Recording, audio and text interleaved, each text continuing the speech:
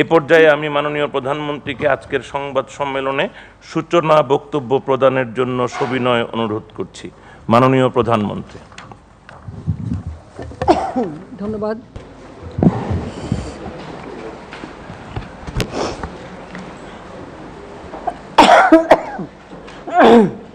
বিসমিল্লাহির রহমানির রহিম। প্রিয় সাংবাদিক বৃন্দ এবং সহকর্মীবৃন্দ, আসসালামু আলাইকুম। সবাইকে শুভ অপরাহ্ন। চীনের মাননীয় premier of the state council mister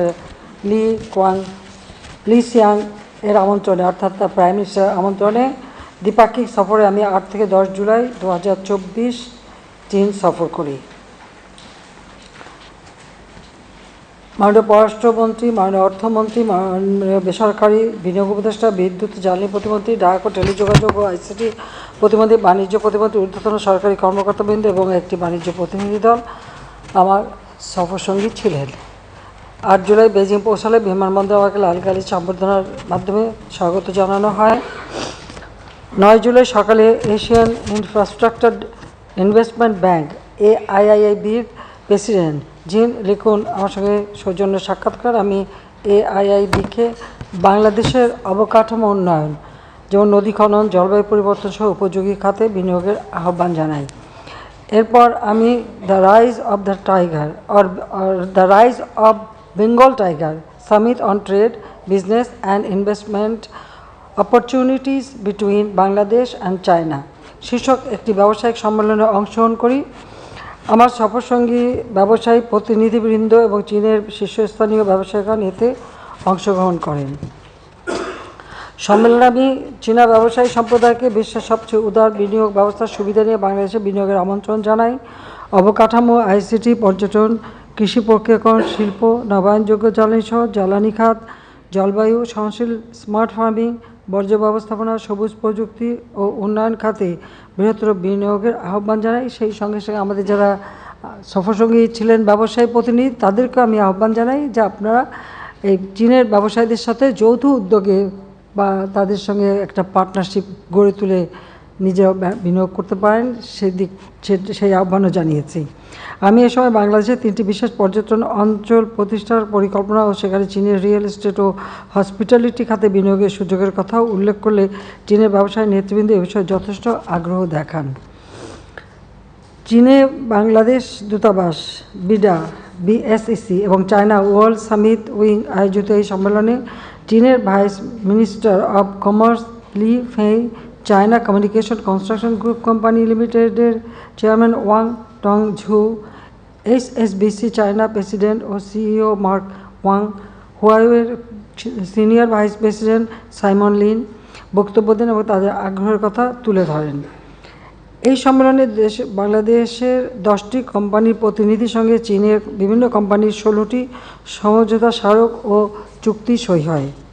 9 জুলাই বিকেলে আমি Chinese People's Political Consultative Conference CPPCC জাতীয় কমিটির চেয়ারম্যান ওয়াং হুইং এর সঙ্গে বৈঠক করি। এই বৈঠকে আওয়ামী লীগ এবং চীনের কমিউনিস্ট পার্টির মধ্যে যোগাযোগ বৃদ্ধিতে গুরুত্ব আরোপ করি। দলীয় নেতাদের পারস্পরিক সফরের বিষয়ে আমরা একমত হই। রোহিঙ্গা সমস্যা সমাধানে আমি চীনের সর্বাত্মক সহযোগিতা কামনা করি। এদিন বিকেলে আমি চীনের ঐতিহ্যবাহী তিয়ানমেন স্কোয়ারে শ্রদ্ধা নিবেদন করি। 10 জুলাই সকালে বেইজিংয়ে গ্রেট হল অব দ্য পিপল এ চীনের মাননীয় premier of the state council mister Lee Siang এর সঙ্গে আমার দ্বিপাক্ষিক বৈঠক অনুষ্ঠিত হয়। গ্রেট হলে পৌঁছালে মিস্টার লি সিয়াং আমাকে স্বাগত জানান এবং দুই দেশের জাতীয় সঙ্গীত বাজনায় চীনের সশস্ত্র বাহিনীর গার্ড অব অনার এবং তোপধ্বনির মাধ্যমে আমাকে উষ্ণ অভ্যর্থনা জানানো হয়। প্রিমিয়ার লি সিয়াংয়ের সঙ্গে দ্বিপাক্ষিক বৈঠকের সময় বাংলাদেশ চীনের ঐতিহাসিক সম্পর্ক, বাংলাদেশের বিভিন্ন অবকাঠামোগত প্রকল্পে বাস্তবায়নে চীনের সহায়তা, বাংলাদেশের LDC উত্তরণ পরবর্তী সময়ে চ্যালেঞ্জ মোকাবেলায় সহযোগিতা, বাংলাদেশে বাণিজ্য বিনিয়োগের সম্ভাবনা প্রভৃতি বিষয়ে আমরা আলোচনা করি। বাংলাদেশ ও চীনের মধ্যে বাণিজ্য ঘাটতি কমানোর জন্য বাংলাদেশের কৃষিপণ্য, চামড়া, ঔষধ প্রভৃতি বিভিন্ন পণ্য চীনে আরও বেশি পরিমাণে রপ্তানির অনুরোধ রপ্তানির সুযোগ সৃষ্টি করার জন্য অনুরোধ করি। বাংলাদেশে উৎপাদিত 98% পণ্যের চীনে শুল্কমুক্ত প্রবেশের সুবিধা প্রদানের জন্য আমি তাকে ধন্যবাদ জানাই। বাংলাদেশের দক্ষিণাঞ্চলের অবকাঠামোগত উন্নয়নের জন্য প্রণীত southern integrated development initiative SIDICD বাস্তবায়নে চীনের অবকাঠামোগত আর্থিক সহায়তা কামনা করলে প্রধানমন্ত্রী লি সিয়াং ইতিবাচক সাড়া দেন। 2026 সালে বাংলাদেশের LDC উত্তরণের পর সম্ভাব্য চ্যালেঞ্জ মোকাবেলায় চীনের সহযোগিতা অব্যাহত থাকবে বলে আমি আশাবাদ ব্যক্ত করি এবং এই বিষয়টিতেও চীনের সমর্থন লাভ করি। এরপর আমার এবং প্রধানমন্ত্রী লি সিয়াংয়ের উপস্থিতিতে বাংলাদেশ ও চীনের মধ্যে বিভিন্ন খাতে মোট 21টি সমঝোতা স্মারক স্বাক্ষরিত হয়। সমঝোতা স্মারকগুলোর মধ্যে উল্লেখযোগ্য হচ্ছে ডিজিটাল ইকোনমি সংক্রান্ত বিনিয়োগ সহযোগিতা, ব্যাংকিং এবং ইন্স্যুরেন্স রেগুলেশন, বাংলাদেশ হতে আম রপ্তানি, বাণিজ্য বিনিয়োগের সহযোগিতা, economic development policy, Bangladesh China ষষ্ঠ ও নবম ফ্রেন্ডশিপ ব্রিজ, অবকাঠামোগত সহযোগিতা, green and low carbon development, Brahmaputra নদের হাইড্রোলজিক্যাল ইনফরমেশন প্রদান সংক্রান্ত সমঝোতা স্মারক নবায়ন, শিক্ষাক্ষেত্রে সহযোগিতা সংক্রান্ত সমঝোতা স্মারক নবায়ন, পিপুল টু পিপুল কানেক্টিভিটি এবং public private partnership for sustainable infrastructure development ইত্যাদি। আমার মনে হয় পূর্ণ তালিকা তো আপনাদের হাতে দেওয়া হয়েছে, 21টা নামও আছে, যদি চান পড়তে পারি, আর যদি মনে করেন না, অনেক সময় আবার অনেকে বলে তো যে কিছুই হয় নাই, কিছু না পেয়ে খালি হাতে ফিরে আসছি, তারা আবার মনে কষ্ট পেতে পারে যদি না। যাই হোক, ওটা তো বলবেই। এছাড়াও এই সফরে ফলাফল হিসেবে ইতিমধ্যে সম্পাদিত 7টি দ্বিপাক্ষিক সহযোগিতার ঘোষণা করা হয়, যার মধ্যে বাংলাদেশ ও চীনের মধ্যে মুক্ত বাণিজ্য চুক্তির সম্ভাব্যতা যাচাই, চীন বাংলাদেশ দ্বিপাক্ষিক বিনিয়োগ, ডিজিটাল সংযোগের আধুনিকায়ন, ডাবল পাইপ লাইনযুক্ত সিঙ্গেল পয়েন্ট মোরিং প্রজেক্টের পরীক্ষামূলক চালুকরণ, রাজশাহী ওয়াসার সারফেস ওয়াটার ট্রিটমেন্ট, চীনের শ্যানডং কৃষি বিশ্ববিদ্যালয়ের সঙ্গে গাজীপুরে অবস্থিত বঙ্গবন্ধু শেখ মুজিবুর রহমান কৃষি বিশ্ববিদ্যালয়ের সহযোগিতা এবং বাংলাদেশের কারিগরি শিক্ষার বিকাশে লুবান ওয়ার্কশপ নির্মাণ অন্যতম তালিকা অন্যতম ছিল, তারও পূর্ণ তালিকা আপনাদের কাছে সংযুক্ত দেওয়া হয়েছে। এরপর আমার সম্মানে প্রিমিয়াম লি সিয়াং আয়োজিত ব্যাংকোয়েটে উচ্চ পর্যায়ে প্রতিনিধি সহ অংশগ্রহণ করি। 10 জুলাই বিকেলে বেইজিংয়ে গ্রেট হল অব দ্য পিপলে চীনের মহামান্য রাষ্ট্রপতি শি জিনপিংয়ের সঙ্গে আমি দ্বিপাক্ষিক বৈঠক করি। উল্লেখ্য যে 2016 সালে চীনের মহামান্য রাষ্ট্রপতি শি জিনপিং এর বাংলাদেশ সফরের সময় দুই দেশের সম্পর্ক কৌশলগত অংশীদারিত্ব পর্যায়ে উন্নীত হয়, যা দুই দেশের দ্বিপাক্ষিক সম্পর্ককে নতুন পর্যায়ে উন্নীত করে। 10 জুলাই দ্বিপাক্ষিক বৈঠকে শি জিনপিং অনুদান, সুদমুক্ত ঋণ, রেয়াতি ঋণ ও বাণিজ্যিক ঋণ, এটা আবার বলি, তিনি কিছু অনুদান দেবেন, আমাদের কিছু কিছু ক্ষেত্রে সুদমুক্ত ঋণ দেবেন, আর রেয়াতি ঋণ ও বাণিজ্যিক ঋণ, এই 4টি ক্ষেত্রে সহায়তার কথা উল্লেখ করেন। এই 4টি প্যাকেজের আওতায় চীন বাংলাদেশকে $2 বিলিয়ন সহপরিমাণ অর্থ প্রদানে সম্মত হয়েছে। পদ্মা সেতু আমরা নিজেদের অর্থে নির্মাণ করেছি, কিন্তু কনস্ট্রাকশনের কাজটা, নির্মাণ কাজটা চীনা কোম্পানিকে দিয়েই করানো হয়েছে। বঙ্গবন্ধু টানেল সহ বঙ্গবন্ধু টানেলটা চীন সরকারি করে দিয়েছে, এবং এমনকি আমাদের যে এলিভেটেড এক্সপ্রেসওয়ে, সেটাও থাইল্যান্ডের সাথে চীনের সমঝোতায় সেটা কিন্তু তৈরি হচ্ছে। কাজে এই সমস্ত বৃহদাকার অবকাঠামো নির্মাণে চীনের সহায়তার জন্য আমি তার প্রতি ধন্যবাদ জ্ঞাপন করি। চট্টগ্রামের আনোয়ারায় 800 একর জমিতে শিল্প বিনিয়োগ করার জন্য প্রেসিডেন্ট শি জিনপিং এর মাধ্যমে আমি চীনা উদ্যোক্তাদের আহ্বান জানাই। এর পাশাপাশি বাংলাদেশের 100টি অর্থনৈতিক অঞ্চল ICT বিশেষায়িত অঞ্চলে চীনকে, অর্থাৎ হাইটেক পার্ক, সেখানে চীনের বিনিয়োগের জন্য অনুরোধ করি। বাংলাদেশের প্রতি চীনের অব্যাহত সমর্থনের কথা উল্লেখ করে চীনের মহামান্য রাষ্ট্রপতি এখানে অধিকতর বিনিয়োগের বিষয়ে আশ্বাস প্রদান করেন। বাংলাদেশে আশ্রিত জোরপূর্বক বাস্তুচ্যুত মিয়ানমারের নাগরিক রোহিঙ্গাদের অবস্থা এবং তাদের সমস্যা প্রেক্ষাপট উল্লেখ করে এর সমাধানে আমি চীনের সহযোগিতা কামনা করি। রোহিঙ্গাদের মানবিক সহায়তা প্রদানের জন্য বাংলাদেশকে ধন্যবাদ জানিয়ে চীনের মহামান্য রাষ্ট্রপতি রোহিঙ্গা প্রত্যাবাসনে সহযোগিতার অঙ্গীকার পুনর্ব্যক্ত করেন। আঞ্চলিক ও আন্তর্জাতিক পরিমণ্ডলে বাংলাদেশ ও চীনের পারস্পরিক সমর্থন অব্যাহত থাকবে বলে উভয় পক্ষ আশাবাদ ব্যক্ত করি। আমাদের এই ফলপ্রসূ আলোচনার মাধ্যমে বাংলাদেশ ও চীনের মধ্যকার সম্পর্ক সমন্বিত কৌশলগত সহযোগিতামূলক অংশীদারিত্ব পর্যায়ে উন্নীত হয়েছে। সমন্বিত কৌশলগত সহযোগিতামূলক অংশীদারিত্ব আগামী বছর বাংলাদেশ ও চীনের মধ্যকার কূটনৈতিক সম্পর্কে 50 বছর পূর্ণ হতে যাচ্ছে। জাতিপিতা বঙ্গবন্ধু শেখ মুজিবুর রহমানের পররাষ্ট্রনীতি সকলের সাথে বন্ধুত্ব, কারোর সাথে বৈরিতা নয়। এই নীতির আলোকেই আমাদের দ্বিপাক্ষিক বহুপাক্ষিক ক্ষেত্রে বাংলাদেশ সফলভাবে তার কূটনৈতিক এজেন্ডা বাস্তবায়ন করে চলেছে। বৈশ্বিক উষ্ণতা, ফিলিস্তিন সংকট, মানবাধিকার, টেকসই উন্নয়ন, জাতিসংঘ প্রভৃতি ক্ষেত্রে বৈশ্বিক বাস্তবতার প্রেক্ষাপটে বাংলাদেশ ও চীন পারস্পরিক সহায়তার মাধ্যমে উন্নয়নের অগ্রযাত্রা অব্যাহত রাখবে বলে আমি বিশ্বাস করি। শুধু অর্থনৈতিক ক্ষেত্রেই নয়, ঐতিহ্যগত দিক থেকেও এশীয় দেশ হিসেবে আমাদের মধ্যে দীর্ঘ সময়ের সংযোগ রয়েছে। জাতিপিতা বঙ্গবন্ধু শেখ মুজিবুর রহমানের স্বপ্নের সোনার বাংলা এবং আধুনিক স্মার্ট বাংলাদেশ বিনির্মাণে গবেষণা, শিক্ষা, আইসিটি, প্রযুক্তি, সংস্কৃতি ইত্যাদি ক্ষেত্রে যোগাযোগ ও সহযোগিতা বাংলাদেশ ও চীনের দ্বিপাক্ষিক সম্পর্ককে সামনে এগিয়ে নিয়ে যাবে বলে আমি বিশ্বাস করি। আমার এই সফরে বাংলাদেশের কূটনৈতিক কর্মকাণ্ডে একটি উল্লেখযোগ্য অংশ হিসেবে চিহ্নিত হয়ে থাকবে। কাজে আপনাদের সবাইকে আন্তরিক ধন্যবাদ জানাচ্ছি। আমরা ওই 5টার মধ্যে বিকেলে 5টার মধ্যে আমাদের কর্মসূচি সব সম্পন্ন হয়। আমরা ওই দিন রাতের 11 তারিখে আমরা ঢাকা ফিরে আসি। 11 তারিখ আর্লি মর্নিং, অর্থাৎ প্রায় রাত্রের দিকে ঢাকা আসি। তো সবাইকে ধন্যবাদ। জয় বাংলা, জয় বঙ্গবন্ধু। শেষ।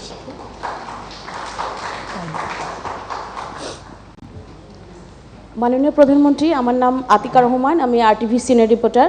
আপনার চীন সফরে আমরা দেখেছি বেশ কয়েকটি সমঝোতা স্মারক, চুক্তি এবং ঘোষণাপত্র স্বাক্ষর হয়েছে, এজন্য আপনাকে ধন্যবাদ।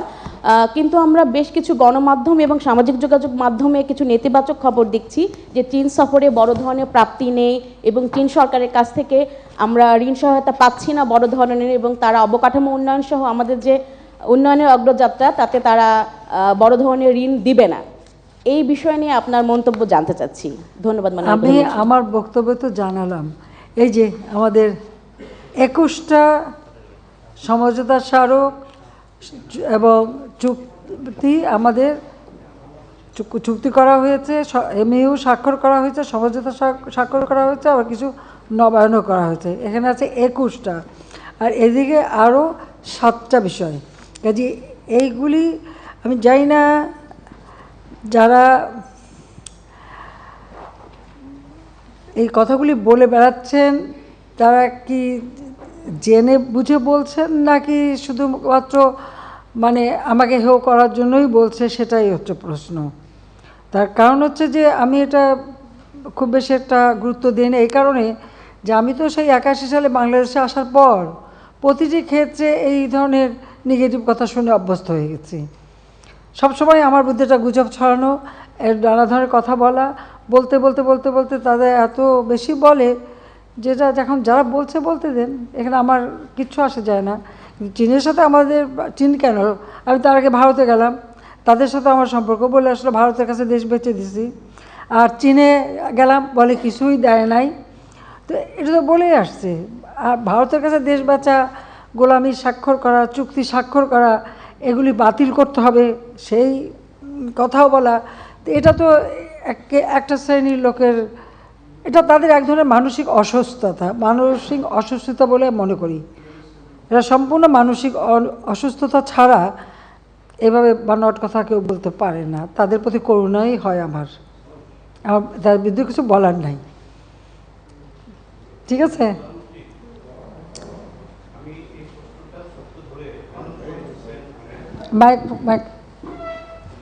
আমার নাম ফরিদ হোসেন, আমি ইউএনবির সম্পাদক। আমি আমার সহকর্মীর প্রশ্নটার সূত্র ধরে আমি একটু বলতে চাই। এটা যে কারণ হয়েছে, দুটো কারণে আমার মনে হয়েছে যে এই ঘটনাটা ঘটেছে। একটা, আপনি সফর কিছুটা এগিয়ে নিয়ে এসছেন, ফিরে এসছেন, সেইটা সম্পর্কে বলা হয়েছিল যে আপনার কন্যা সাইমা ওয়াজেদ পুতুল অসুস্থ, প্রথমে বলা হয়েছিল এখানে। পরবর্তীতে সেটাকে আবার অন্য রকমের ব্যাখ্যা দেওয়া হয়েছে। এটা একটা। আরেকটা হচ্ছে যে আমরা $5 বিলিয়ন চীন আমাদের সহায়তা দিবে, এটা খুব জোরে সোরে বলা হচ্ছিল, কিন্তু আমাদেরকে তারা দিয়েছে 100 মিলিয়ন ইউয়ান। 100 মিলিয়ন না ইউয়ান বা ডলার। আপনি এই থেকে আপনার লেখার পর এখানে $2 বিলিয়ন সে সমঝোতা হয়েছে। সেটা কিছু থাকবে একেবারে অনুদান, কিছু হবে সুদমুক্ত ঋণ, কিছু হবে এরকম। সেটা আরেকটা ক্যাটাগরিতে আপনার কিন্তু যে অ্যানাউন্সমেন্ট একটা হয়েছে, আমাদের পররাষ্ট্রমন্ত্রী বলেছেন, আমি আমাদের রিপোর্টে দেখেছি 100 মিলিয়ন ইউয়ান, যেটাকে ডলারে RMB, হ্যাঁ, সেটা 1 বিলিয়ন, 100 মিলিয়ন, 100 মিলিয়ন।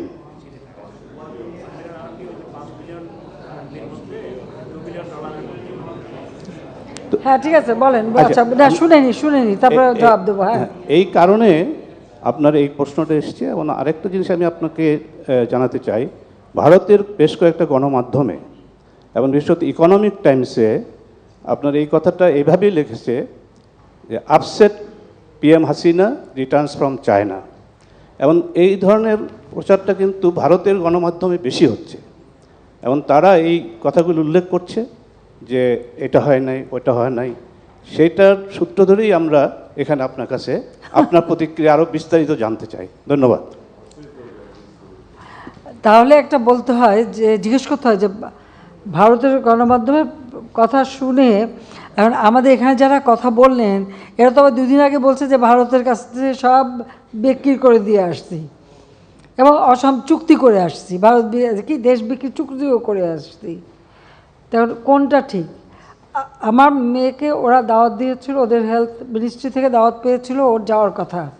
সে এসছে, সকালবেলা যাওয়ার কথা, ওর প্রচণ্ড জ্বর ছিল, যেতে পারিনি আমার সাথে, এটা বাস্তবতা। এখন আমি একটা মা, ওই অবস্থায় মেয়েকে রেখে আমাকে চলে যেতে হয়। তা আমার যখন সমস্ত আনুষ্ঠানিক সমস্ত কর্মসূচি কিন্তু আমাদের শেষ হয়ে যায়। আমাদের কিন্তু 11 তারিখে এসে পৌঁছানোর কথা, আমরা 11 তারিখে এসছি, হয়তো 11 তারিখ বিকেলে আসতাম, সে আমি আর্লি মর্নিংয়ে আসছি, মাত্র 5 ঘন্টা না 6 ঘন্টার ডিফারেন্স। তো এই 6 ঘন্টার মধ্যেই এত বড় তোলপাড় হয়ে যাবে এটা তো বুঝতে পারিনি। আর তাছাড়া এটা আজকে নতুন না, আমরা যখন এর আগে ভারতে গেলাম, আমার তো 3 দিন না 4 দিনের প্রোগ্রাম ছিল। যখন ফ্রান্সের প্রেসিডেন্ট বললেন যে উনি বাংলাদেশে আসবেন, তা আমার একটা দায়িত্বই ছিল যে উনি বাংলাদেশে যখন আসবেন তার আগে আমার ঢাকায় এসে পৌঁছানোর কথা, পৌঁছে ওনাকে আমি রিসিভ করব। আমি কিন্তু ভারতের সেই 2 দিনের প্রোগ্রাম ক্যান্সেল করে দিয়ে আমি চলে আসলাম, এসে ওনাকে রিসিভ করলাম। এছাড়াও পৃথিবীর বহু দেশে আমি যখন যাই, আমার যখন অফিসিয়াল কাজগুলি শেষ হয়ে যায়, তা আমার তখন শপিংয়েও যাওয়ার নাই, দেখারও জায়গা নাই, বেড়ানোরও কিছু নাই। আমি যখন যত তাড়াতাড়ি পারি দেশে ফিরে আসি। এটা একবার না, এটা বহুবার আমি এভাবে এসেছি। এটা আমার, যদি আপনারা প্রোগ্রাম দেখেন দেখবেন, আমি অনেকবারই যখনই আমি অ্যাভেলেবল মানে সুযোগটা পেয়েছি আমি চলে আসছি তাড়াতাড়ি করে। যাই না, আমার মনে হয় আমি দেশে ফিরে যাই। আর সেবার তো এসছি ওই কারণেই। আর তাও তো আমরা সব প্রোগ্রাম শেষ করছি, 5টার মধ্যে কাজ শেষ, রাত 10টায় আমাদের ফ্লাইট। আমরা এখানে এসে পৌঁছালাম চীনের সময় রাত 2:30, আর 2 ঘন্টা আমরা মানে সময় পেলাম, আমরা আগে এসে পৌঁছালাম। টেইলউইন্ড ছিল, একটু তাড়াতাড়ি প্লেনটা চলে আসছে।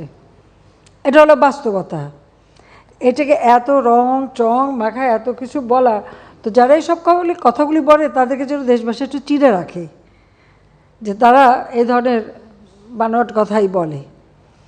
আর ভারতের পত্রিকায় কী লিখেছে সেটা নিয়ে আবার মাথা ব্যথা না, তবে যারা ভারত বিরোধী বক্তৃতা দিয়ে আবার ভারতের লেখা পড়ে আবার কমেন্ট করে, তো তাদের নীতিটা কী সেটা একটু বোঝা উচিত। এটাও একটু তাদের জিজ্ঞেস করি আমি যে তাদের মন মানসিকতাটা কোথায়, কি। আমার সব কিছুই তো খারাপ, দেশটা ভালোই চলতেছে না, দেশ সর্বনাশ হয়ে গেছে। সর্বনাশ হয়ে গেছে না, আর মেট্রো রেলে চড়ে বসে বলে এটা সর্বনাশ, এটা কি বানালো। এক্সপ্রেসে দ্রুত চলে আসে, ওটাও তো খুব সর্বনাশের ব্যাপার। আজকে গ্রাম পর্যায়ে পর্যন্ত রাস্তা হয়ে গেছে, বিদ্যুৎ চলে গেছে, এটাও তো দেশের সর্বনাশ। আজকে গ্রামগুলি শহর হয়ে যাচ্ছে, গ্রামের মানুষগুলি নাগরিক সুবিধা পাচ্ছে, সেটাও তো দেশের সর্বনাশ তাদের দৃষ্টিতে। কমিউনিটি ক্লিনিক করে বিনা পয়সায় ওষুধ দিচ্ছি, তাদের দৃষ্টিতে ওটাও সর্বনাশ। কারণ মানুষ যত গরিব থাকবে, ওই দারিদ্রতা দেখাবে, বিদেশ থেকে ভিক্ষা করে এনে নিজেরা উদরপূর্তি করবে, আর গরিব গরিবই থাকবে। এটাই তো তাদের সময়ের কাজ, এবং এটাই তাদের আকাঙ্ক্ষা ছিল, এটাই তারা করেছে। এই দেশকে খাদ্যের স্বয়ংসম্পূর্ণ করা যাবে না, তাহলে খাদ্য ভিক্ষা চাওয়া পাবে না। এই মানসিকতার যারা, তারা ওরকমই চিন্তা করে। দেশের প্রতি বা মানুষের প্রতি এদের কোনো যদি এতটুকু দায়িত্ববোধ থাকতো, তাহলে এত কাজ করার পরেও যে কিছু দেখে না। চোখ থাকতে কেউ যদি অন্ধ হয় আর কান থাকতে বধির হয়, আবার বলার কিছু নাই। মুখ আছে, বলে যাচ্ছে, বলে যাক, ওটা না শুনলেই হলো। শুনলাম, ভুগলাম না, এটাই তো আমার নীতি ওটাই। আর আমি তো অভ্যস্ত হয়ে গেছি, আমার শুনতে শুনতে এখন তো আমি এতগুলি টেলিভিশন, আগে তো একটা টেলিভিশন একটা রেডিও, সারাক্ষণ আমার বিরুদ্ধেই বলতো। ওই পত্রিকাগুলো যে কটা ছিল সবগুলি বিরুদ্ধেই লিখতো, তো কী হয়েছে? তারপর তো ক্ষমতাও চলে আসছি, পাঁচবার দেশের উন্নতিও করেছি। আজকে দেশ গ্র্যাজুয়েট হয়েছে, যেখানে স্বল্পোন্নত দেশ। আমার বাবা রেখে গিয়েছিলেন, জাতির পিতা বঙ্গবন্ধু শেখ মুজিব রেখে গিয়েছিলেন স্বল্পোন্নত দেশ। আমি তাঁরই পদাঙ্ক অনুসরণ করে আজকে বাংলাদেশ উন্নয়নশীল দেশের মর্যাদা পেয়েছে। কই 29 বছর ধরে যারা ক্ষমতায় ছিল, তারা তো এক কদম আগে বাড়াতে পারেনি দেশটাকে। ওই আওয়ামী লীগ ক্ষমতা আসার পরেই পারল। এটা হলো বাস্তবতা। তো সবার তো ভালো লাগবে না। স্বাধীনতা বিশ্বাস যারা করে না, রাজাকারদের যারা ক্ষমতায় বসায়, জাতিপিতা হত্যাকারীদের যারা ভোট চুরি করে পার্লামেন্টে বসায়, যা তাদেরকে দূরতাবাসায় চাকরি দিয়ে পুরস্কৃত করে, বিচারের হাত থেকে রেহাই দেয়, তাদের মুখে এর থেকে বেশি কী আশা করেন? কী আশা করবেন বলেন? গ্রেনেড হামলা করে হত্যার চেষ্টা করছে, মনই নেই, এটাও তাদের কম দুঃখ নাকি? গুলি, বোমা, গ্রেনেড সব কিছু অতিক্রম করে চলে এসেছি, আর দেশটাকেও যে উন্নতি করতে পেরেছে, এটা তো বাস্তবতা। আজকে যান গ্রামে দেখেন, যা নিজের গ্রামে যেয়ে দেখেন মানুষ কেমন আছে। যারা গৃহহীন ভূমিহীন, তাদের ঘরবাড়ি করে দিচ্ছি। আজকে 58টা জেলা বলতে পারি যে সেখানে কেউ ভূমিহীন গৃহহীন নাই। প্রত্যেকটা মানুষের অন্তত 2 কাঠা জমি আর একটা ঘর দিতে পেরেছি, আর সেই ঘরটাই তার একটা কর্মসংস্থানের ব্যবস্থা বা কর্মসংস্থানের জায়গা হয়ে গেছে। অতি দরিদ্র আজকে আমি মাত্র 5% নামিয়ে এনেছি, যেখানে 25% ছিল। দারিদ্র্যের হার 41 থেকে 18.7 নামিয়ে এনেছি। তো এগুলি ভালো লাগবে না তো, চাও না কথা, ওই দারিদ্র্য বেঁচে খাবে, এটাই তো ছিল। বলেন আর কার কী প্রশ্ন আছে, করেন, সব করেন। মাননীয় প্রধানমন্ত্রী, আমার নাম ফারজানা রূপা, আমি 71 টিভিতে কাজ করি। নতুন প্রেস সেক্রেটারি বলেছেন ইন্টেলিজেন্ট প্রশ্ন করতে আর চীন বিষয়ক প্রশ্ন করতে, কিন্তু একটা বোকা প্রশ্ন আর বাংলাদেশ নিয়ে প্রশ্ন করতে চাই। অবশ্যই, হ্যাঁ, তো ওটাও তো রুটিন কাজ, ওটা বলতে হয়, আর আমি তো আছি। জি, আপনার প্রশ্রয়। মাননীয় প্রধানমন্ত্রী, কোটা বিরোধী আন্দোলন চলছে এখন পর্যন্ত। মুক্তিযোদ্ধাদের অনেকে, আজকে সকালেও একজনের সঙ্গে কথা হচ্ছিল যিনি মীর কাসিম আলীর সাক্ষী দিয়েছেন, তার সাক্ষ্য প্রমাণের ভিত্তিতে খুবই শক্তিশালী সাক্ষী। আমি তার নিরাপত্তার স্বার্থে এখানে না পরিচয় বলছি না। তার স্ত্রী ক্যান্সার আক্রান্ত, তার নিজের শরীরের অবস্থা খুব খারাপ, কিন্তু চিকিৎসার টাকা নেই। এই আমাদের মুক্তিযোদ্ধাদের অবস্থা এখন পর্যন্ত, এবং তাদেরকে উদ্দেশ্য করে প্রতিনিয়ত অবমাননাকর বক্তব্য রাখা হচ্ছে। ঠুসঠাস কোটা থেকে শুরু করে নিশ্চয়ই আপনার নজরে এসেছে। তিনি তার ব্যক্তিগত অসুবিধার কথা বলার সাথে সাথে গণমাধ্যমে দেখেছেন যে আজকে আপনার সংবাদ সম্মেলন, এ বিষয়ে আপনার দৃষ্টি আকর্ষণ করার জন্য অনুরোধ জানিয়েছেন। এই অবমাননা তারা সহ্য করতে পারছেন না, কিছু করণীয় এই রাষ্ট্রের আছে কিনা। যারা কোটা বিরোধী আন্দোলন করছেন তারা সব সমাধান আপনার কাছে চান, তারা আদালতের পথে যেতে চান না, এবং সমাধান নির্বাহী বিভাগের প্রধান হিসেবে প্রধানমন্ত্রী শেখ হাসিনা কোটা রাখবেন না কোটা রাখবেন না। ধন্যবাদ মাননীয় প্রধানমন্ত্রী। ধন্যবাদ। ধরুন, একবার তারা এই ধরনের আন্দোলন, শুধু আন্দোলন না, তখন যে সমস্ত ঘটনা তারা ঘটাচ্ছিল, মানে আমেরিকা অফিসে আক্রমণ, সেখানে মানুষের উপর আঘাত করা, কিছু জ্ঞানী গুণী আছে একেবারে ঘরের মধ্যে বসে মিথ্যা অপপ্রচার, রেকর্ড করে ছেড়ে দিচ্ছে, এই ধরনের সমস্ত দেখে আমি খুব বিরক্ত হয়ে যাই। এবং তখন এক পর্যায়ে বলি যে ঠিক আছে কোটা বাদ দিয়ে দিলাম। আমি দেওয়ার উদ্দেশ্যটা ছিল যে আগে দেখো কোটা বাদ দিলে কী অবস্থা হয়, তো এখন কী অবস্থা হয়েছে, বেশি দূর যাওয়া লাগবে না। এবারেই দেখেন ফরেন সার্ভিসে মাত্র 2 জন মেয়ে চান্স পেয়েছে এবার, আর পুলিশ সার্ভিসে মাত্র 4 জন মেয়ে চান্স পেয়েছে। নারীর অধিকারের কথা বলি, সব ধরনের ব্যবস্থা রেখেছি। মুক্তিযুদ্ধের পর জাতির পিতাই তো বিশেষ করে সেই নির্যাতিত নারী সহ নারীদের জন্য চাকরির ক্ষেত্রে 10% রেখেছিলেন, মুক্তিযোদ্ধাদের জন্য 30% রেখেছিলেন। এখানে আমি যখন সরকারে আসি তখন থেকে আমার ছিল যে ঠিক আছে এই যে 30% যদি পূর্ণ না হয় বা 20% যে কোটাটা পূর্ণ না হবে সেখানে যারা পরবর্তী থাকবে তালিকায় তাদের ভিতর থেকে সেখানে নিয়োগ দেওয়া হবে। সেটাই কিন্তু আমরা শুরু করে দিয়েছিলাম। তারপরেও যখন আন্দোলন শুরু হলো সব বন্ধ করলাম, কিন্তু বন্ধ করার পর আজকে ফলাফলটা কি দাঁড়াচ্ছে। আর আমি একটা জিনিস আমি বুঝি না, সেখানে আমরা আমাদের দেশের নারীরা তো কোনোদিন সেক্রেটারি হবে ভাবেনি, ডিসি হবে ভাবেনি, এসপি হবে ভাবেনি, এমনকি কোথাও তাদের পদায়নও ছিল না। আওয়ামী লীগ সরকার আসার পরে আমি প্রথম সেনাবাহিনী, নৌবাহিনী, বিমান বাহিনী প্লাস পুলিশে কিন্তু জাতির পিতা বঙ্গবন্ধু শেখ মুজিবই কিছু অফিসারের চাকরি দিয়ে গিয়েছিলেন সেই পুলিশ বাহিনীতে নারীদের। প্রশাসনের ক্ষেত্রে প্রথম সচিব কিন্তু আমি করি, এবং প্রথম এসপি, ডিসি, এরপরে একবারে মানে ওসি, সমস্ত জায়গায় যেন নারীদের একটা অবস্থান থাকে সেটা আমরা নিশ্চিত করি। লেখাপড়ার দিক থেকে জাতির পিতাই শুরু করলেন মেয়েদেরকে 8ম শ্রেণী পর্যন্ত প্রথমে অবৈতনিক করে দেওয়া, সেটাকে 12 পর্যন্ত 12 ক্লাস পর্যন্ত অবৈতনিক। পার্লামেন্টে কিন্তু মেয়েদের জন্য আলাদা সিট রেখে দিলেন, সংরক্ষিত আসন, যেন নারী নেতৃত্ব গড়ে ওঠে। তো নারীদের এই যে সুযোগগুলি আমরা সৃষ্টি করেছি কেন, যাতে করে অর্থনৈতিকভাবে তারা স্বাবলম্বী হতে পারে, নিজের পায়ে দাঁড়াতে পারে নিজেরা। তো আমার প্রশ্ন হচ্ছে যে সেই সময় যারা আন্দোলন করেছিল তার মধ্যে অনেক মেয়েরাও ছিল, নারী কোটা চাই না। যিনি বলছেন নারী কোটা চাই না, মেধা দিয়ে চাকরি পাবে, সে কি চাকরি পেয়েছে? সে কি বিশেষ পরীক্ষা দিয়েছে? বিশেষ পরীক্ষা কি সে মানে প্রিলিমিনারিতেই সে জায়গা করতে পেরেছে? তো এই বড় কথাগুলি যদি না বলতো তাহলে এখন তো কোথাও না কোথাওটা চাকরি তো পেতো।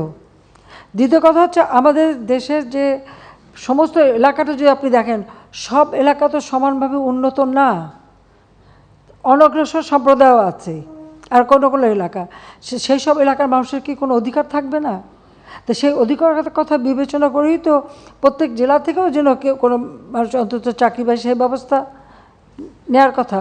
আজকে যদি আপনি বিভিন্ন মানে কোটা বন্ধ করে দেওয়ার পরে যদি হিসাবটা নেন, কোথাও কোথাও দেখা যাচ্ছে যে কোনো কোনো জেলা 23টা জেলায় একটা লোকও পুলিশের চাকরি পায়নি, বা প্রশাসন বা কোথাও 42 বিসিএসে আমরা স্পেশাল মানে পরীক্ষা নিয়ে শুধু ডাক্তার নিয়োগ দিয়েছিলাম। এখানে মেডিকেল সেক্টরে আমি মেয়েদের সংখ্যাটা বেশি দেখি, কিন্তু অন্য অন্য ক্ষেত্রে যদি আমরা দেখি সেখানে তো সবসময় পিছিয়ে থাকা। তো লাভটা কী হলো? মুক্তিযোদ্ধারা খুব ধরলো, তারা মামলা করলো। যখন মামলা করার পরে কোর্ট, উচ্চ আদালত কোনো রায় দেয় বা কোর্টের যখন কোনো রায় হয়, সাধারণত সেই রায়ের বিরুদ্ধে এক্সিকিউটিভ অথরিটির এখন এই মুহূর্তে তো আমাদের কিছু করার নেই, কারণ কোর্টেরটা কোর্টেই সমাধান করতে হবে। এখন যারা আন্দোলন করছে তারা তো আইন মানবে না, আদালত মানবে না, সংবিধান কি তারা চেনে না, বা একটা কার্যনির্বাহী অর্থাৎ একটা কাজ করতে গেলে তার যে নীতিমালা, বিধিমালা বা ধারা থাকে সেটা বা একটা সরকার কীভাবে চলে এ সম্পর্কে কোনো ধারণাই এদের নাই, কোনো জ্ঞানই নাই। হ্যাঁ, পড়াশোনা করছে, ভালো নাম্বার পাচ্ছে, সেটা ঠিক, কিন্তু ভবিষ্যতে এরা তো নেতৃত্ব দেবে বা এই দেশ চালাতে আসবে, তাদের তো এই ধারণাগুলি দরকার। আমাদের সংবিধান কি বলে সেটা তাদের জানা উচিত।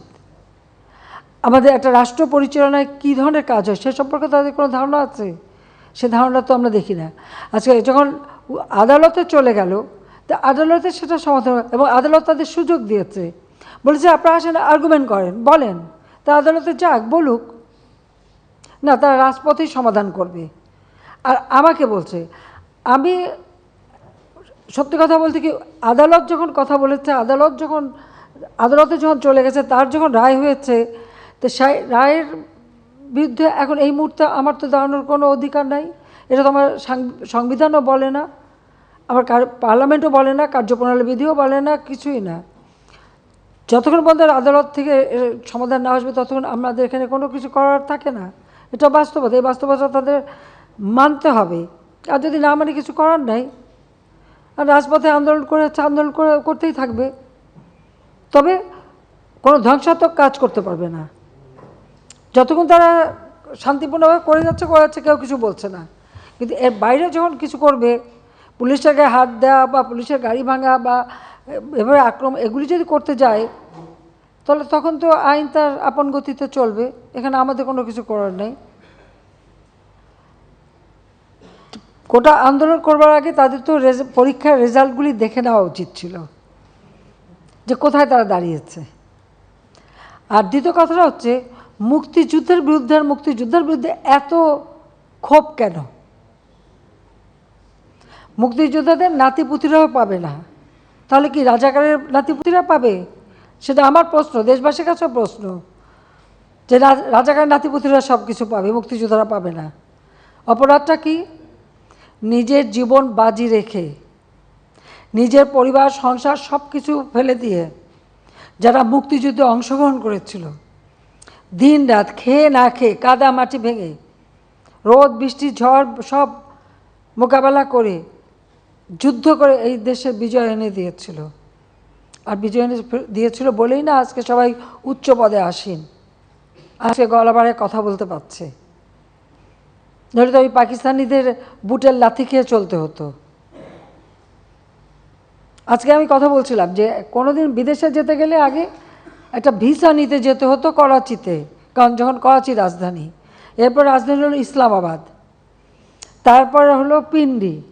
তো সেখান থেকে বিদেশে যাওয়ার ভিসা তো আন্তর্জাতিক কোনো ফ্লাইট ঢাকা থেকে চলতো না, ওই করাচির থেকে আন্তর্জাতিক ফ্লাইট নিতে হতো, হয় দিল্লি থেকে নয় করাচি থেকে। এই জায়গা থেকে কোনো আন্তর্জাতিক ফ্লাইট যেত না, এটা আমার নিজের অভিজ্ঞতা। জাতির পিতা মুক্তি পেলেন 69 সালে, এরপর আমি ইটালিতে গেলাম আমার স্বামীর সাথে কর্মস্থলে।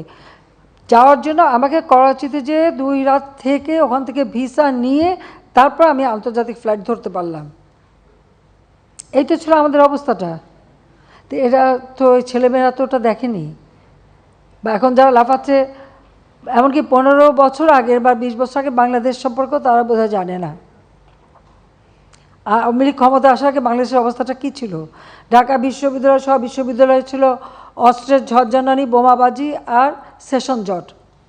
5 বছর 7 বছর সেশন জট, কোনো সেমিস্টার সিস্টেম ছিল না, গ্রেডিং পদ্ধতি ছিল না, বহু সাবজেক্ট ছিল না যা আন্তর্জাতিক মান হয়। ঢাকা বিশ্ববিদ্যালয়ের কারণে বাংলাদেশ থেকে কেউ যদি বিএ পাস করে বিদেশে যেত, তাকে আবার সেই গোড়ার থেকে ইন্টারমিডিয়েট থেকে পড়তে হতো, স্কুলে ভর্তি হয়ে পড়ে তারপরে উচ্চ সে যেতে পারত। কারিকুলাম চেঞ্জ করা, গ্রেডিং সিস্টেম আনা, সেমিস্টার সিস্টেম আনা, সব কিছু কিন্তু আওয়ামী লীগ করে দিয়েছে। আজকে সকলের হাতে মোবাইল ফোন, ফটাফট যোগাযোগ করে ফেলে, সোশ্যাল মিডিয়াতে করে আন্দোলন করে। এই মোবাইল ফোন কোথায় ছিল, কার হাতে ছিল আওয়ামী লীগ ক্ষমতা আসার আগে? 96 সালের সরকার আসার পর সমস্ত ফোন, অ্যানালগ ফোনকে ডিজিটাল করা, মোবাইল ফোন সবার হাতে হাতে তুলে দেওয়া, ওয়াইফাই কানেকশন দেওয়া, কে করেছে?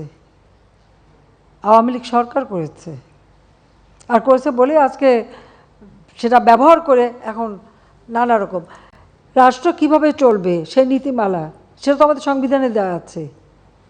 যেখানে সংবিধানে আছে অনগ্রসর যারা, তাদেরকে রাজ্যের কর্মের সাথে সম্পৃক্ত থাকতে দেয়া হবে। তারা কি সংবিধানটা পড়ে দেখছে কখনো? আর মুক্তিযোদ্ধাদের বিরুদ্ধে কথা বলার অধিকার তাদেরকে দিয়েছে। যে মুক্তিযোদ্ধা বলল, আমি তার সাথে সম্পূর্ণ একমত যে তারা জীবনে কষ্ট করেছে, কিন্তু দুর্ভাগ্যের বিষয় 75 15 আগস্টে জাতির পিতাকে হত্যার পর এমন একটা সময় গেছে যে মুক্তিযোদ্ধা বলতে পারেনি যে আমি মুক্তিযুদ্ধ করি, কারণ হাজার হাজার অফিসার সৈনিকদের জিয়ারন মেরে সাফ করে দিয়েছে। আবার তাদের মাথায় মানে কিছু কিছু পকেট করে নিয়ে তাদেরকে খুব তেল দিয়েছে। কিন্তু আসলে তো মুক্তিযুদ্ধের চিন্তা চেতনা সব কিছু তো মুছে ফেলে দিয়েছিল।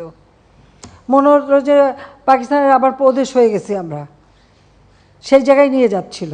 সেখান থেকে বাংলাদেশ ফিরে এসেছে, জয় বাংলা স্লোগান ফিরে এসেছে, 7ই মার্চের ভাষণ ফিরে এসেছে। মুক্তিযুদ্ধের এখন ভালো লাগে না, মুক্তিযুদ্ধের কথা শুনলে তাদের মানে গায়ে জ্বর আসে। আর সবথেকে আরেকটা যে দেখলাম খুব অদ্ভুত লাগলো আমার কাছে, মুক্তিযোদ্ধার নাতি সে ভর্তি হয়েছে মুক্তিযুদ্ধ কোটা ইউনিভার্সিটিতে, উনিও বলেন কোটা থাকবে না। তো বেটা তুই তাহলে চলে আয়, পড়াশোনার দরকার নাই। হ্যাঁ, ও বলতে হবে যে তুই চলে আয়, তোর পড়াশোনার দরকারটা কি? তুই মুক্তিযোদ্ধার নাতি হিসেবে কোটায় ইউনিভার্সিটিতে ভর্তি হয়ে এমন বলে কোটা লাগবে না, তোকে তো ইউনিভার্সিটি থেকে বের করে দেওয়া উচিত। হ্যাঁ, ওকে ওই ইউনিভার্সিটি থেকে বের করে দেওয়া উচিত যে কোটা নাই, তোর পড়া নাই, যা বাড়ি যা বসে থাক। যদি লজ্জা থাকতো তাহলে আগে ইউনিভার্সিটির থেকে পড়াশোনা বন্ধ করে দিয়ে এসে তারপর বলুক যে কোটা লাগবে না। এটা বিচিত্র এই দেশ, আসলে আমাদের দেশটা বিচিত্র একটা দেশ, বিচিত্র মানসিকতা। 6 ঋতুর দেশ তো, ঋতুও বদলায়, মনও বদলায়, আমার কিছু করার নাই। মাননীয় প্রধানমন্ত্রী, আমি প্রভাস আমিন, আমি এটিএন নিউজে কাজ করি। একটু কোটা প্রসঙ্গে আরেকটু কথা বলি। আমাদের তরুণ প্রজন্মকে ভুল বুঝিয়ে মুক্তিযুদ্ধের মুখোমুখি করা হয়েছে, এটা খুবই দুর্ভাগ্যজনক। আরেকটা খুবই ভুল ধারণা তৈরি করা হয়েছে যে কোটা এবং মেধা, মনে হতে পারে যে যারা কোটায় চাকরি করে তাদের কোনো মেধা নেই, কিন্তু আবেদন করার ক্ষেত্রে কোটা লাগে না, প্রিলিমিনারিতে কোটা লাগে না, লিখিততে কোটা লাগে না, একদম শেষ মুহূর্তে গিয়ে কোটা অ্যাপ্লাই হয়। তখন আসলে মেধায় সবাই সমান। এখন আমার সামনে যদি দুইটা অপশন থাকে যে দুইজনই সমান মেধাবী, একজন মুক্তিযুদ্ধের সন্তান, একজন রাজাকারের সন্তান, আমি অবশ্যই মুক্তিযুদ্ধের সন্তানকে চাকরি দিতে চাই। অবশ্যই। জি, সেটা একটা। ফলে মেধা এবং কোটা খুব সহজে মানুষকে বিভ্রান্ত করা যাচ্ছে যে সব মেধাবীরা চাকরি না নিয়ে কোটার চাকরি। আপনাকে খুবই ধন্যবাদ যে আপনারা গত 10-12 দিন ধরে আন্দোলন হচ্ছে, আপনারা অসীম ধৈর্যের সাথে আন্দোলন মোকাবেলা করছেন, এবং যারা আন্দোলন করছে আমি তারা সংক্ষুব্ধ, চাকরি না পেয়ে বঞ্চিত, তাদের ক্ষোভের সাথে আমার খুবই একমত। তাদেরকে পিছনে কি অন্য কেউ ইন্ধন জুগিয়ে ভুল বুঝিয়ে বিভ্রান্ত করে মুক্তিযুদ্ধের মুখোমুখি করার জন্য করছে কিনা, আপনার কাছে আবেদন থাকবে যে আপনারা যেই ধৈর্য দেখিয়ে যাচ্ছেন সেটা দেখিয়ে তাদের সাথে যদি কোনোভাবে তাদেরকে বুঝিয়ে শুনিয়ে, আগামী 7ই আগস্ট পর্যন্ত কিছু করার নেই, কারণ সেদিন আপিল বিভাগে শুনানি হবে, তারপর আপিল বিভাগের রায়ের পরে হয়তো নির্বাহী বিভাগ কী করবে না করবে, ততদিন অন্তত তারা যাতে বুঝতে পারে, সেটা আপনি যদি অনেক সংবেদনশীলতার সাথে যদি বিষয়টা বিবেচনা করেন তাহলে ভালো হয়। আপনাকে অনেক ধন্যবাদ। জি, না, এটা ঠিকই যে আসলে মেধা কার কত সেটা পরীক্ষা প্রিলিমিনারিতে হয়, তারপর পরীক্ষা হয়, রেজাল্ট হয়, ভাইবা হয়, সেই সময় যেটা বাস্তব তো, যদি মুক্তিযোদ্ধার সন্তান হয় তো সেই পাবে। আর সবসময় যে সব কোটা পূর্ণ হয় তাও তো না, যেটা বাকি থাকে সেখানে তো ওই তালিকার থেকেই দেওয়া হয়। এর মধ্যে অনেক চাকরি কিন্তু ওই তালিকা থেকে দেওয়া হচ্ছে এটা, এবং সেটাও একটা নির্দেশ আমি দিয়েছিলাম। কাজে এটা কিন্তু আছে, কিন্তু সেখানে অবশ্যই মুক্তিযুদ্ধ অগ্রাধিকার পাবে, এটা তো দিতেই হবে। এখন এই যে মেধা আর কোটা নিয়ে, তো কোটা আর মেধা তো এক জিনিস না, তো এইখানে দ্বন্দ্বটা সৃষ্টি করে, এটা একটা ট্যাকটিস। তার মানে কি মুক্তিযোদ্ধার সন্তান নাতিপুতিরা কেউ মেধাবী না, যত রাজাকারের বাচ্চারা নাতিপুতি হলো মেধাবী, তাই না? কিন্তু এটা ভুলে গেলে চলবে না যে যাদেরকে মেধাবী না বলছে তাদের হাতে কিন্তু ওরা পরাজিত। যুদ্ধে কিন্তু মুক্তিযোদ্ধারাই জয়ী হয়েছিল, রাজাকাররা জয়ী হয় নাই, তারা পাকিস্তানিদের পদলেহন করেও পরাজিত হয়েছিল। এই কথাটা তো মনে রাখা উচিত যে তারা তো পরাজিত হয়েছিল। তো তাদের মেধাটা কোথায়? সেটা আমার প্রশ্ন।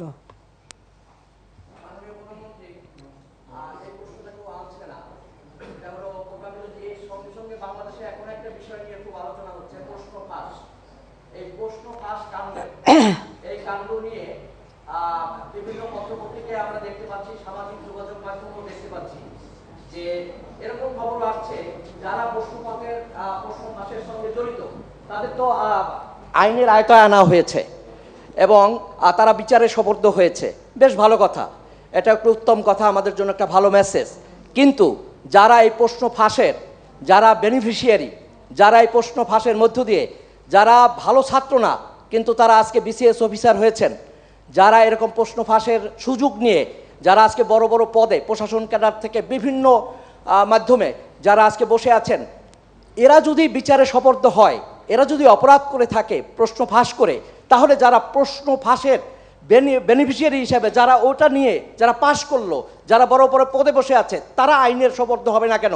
তাদের ব্যাপারে আপনি কোনো সিদ্ধান্ত নেবেন কিনা এটা জানতে চাচ্ছি।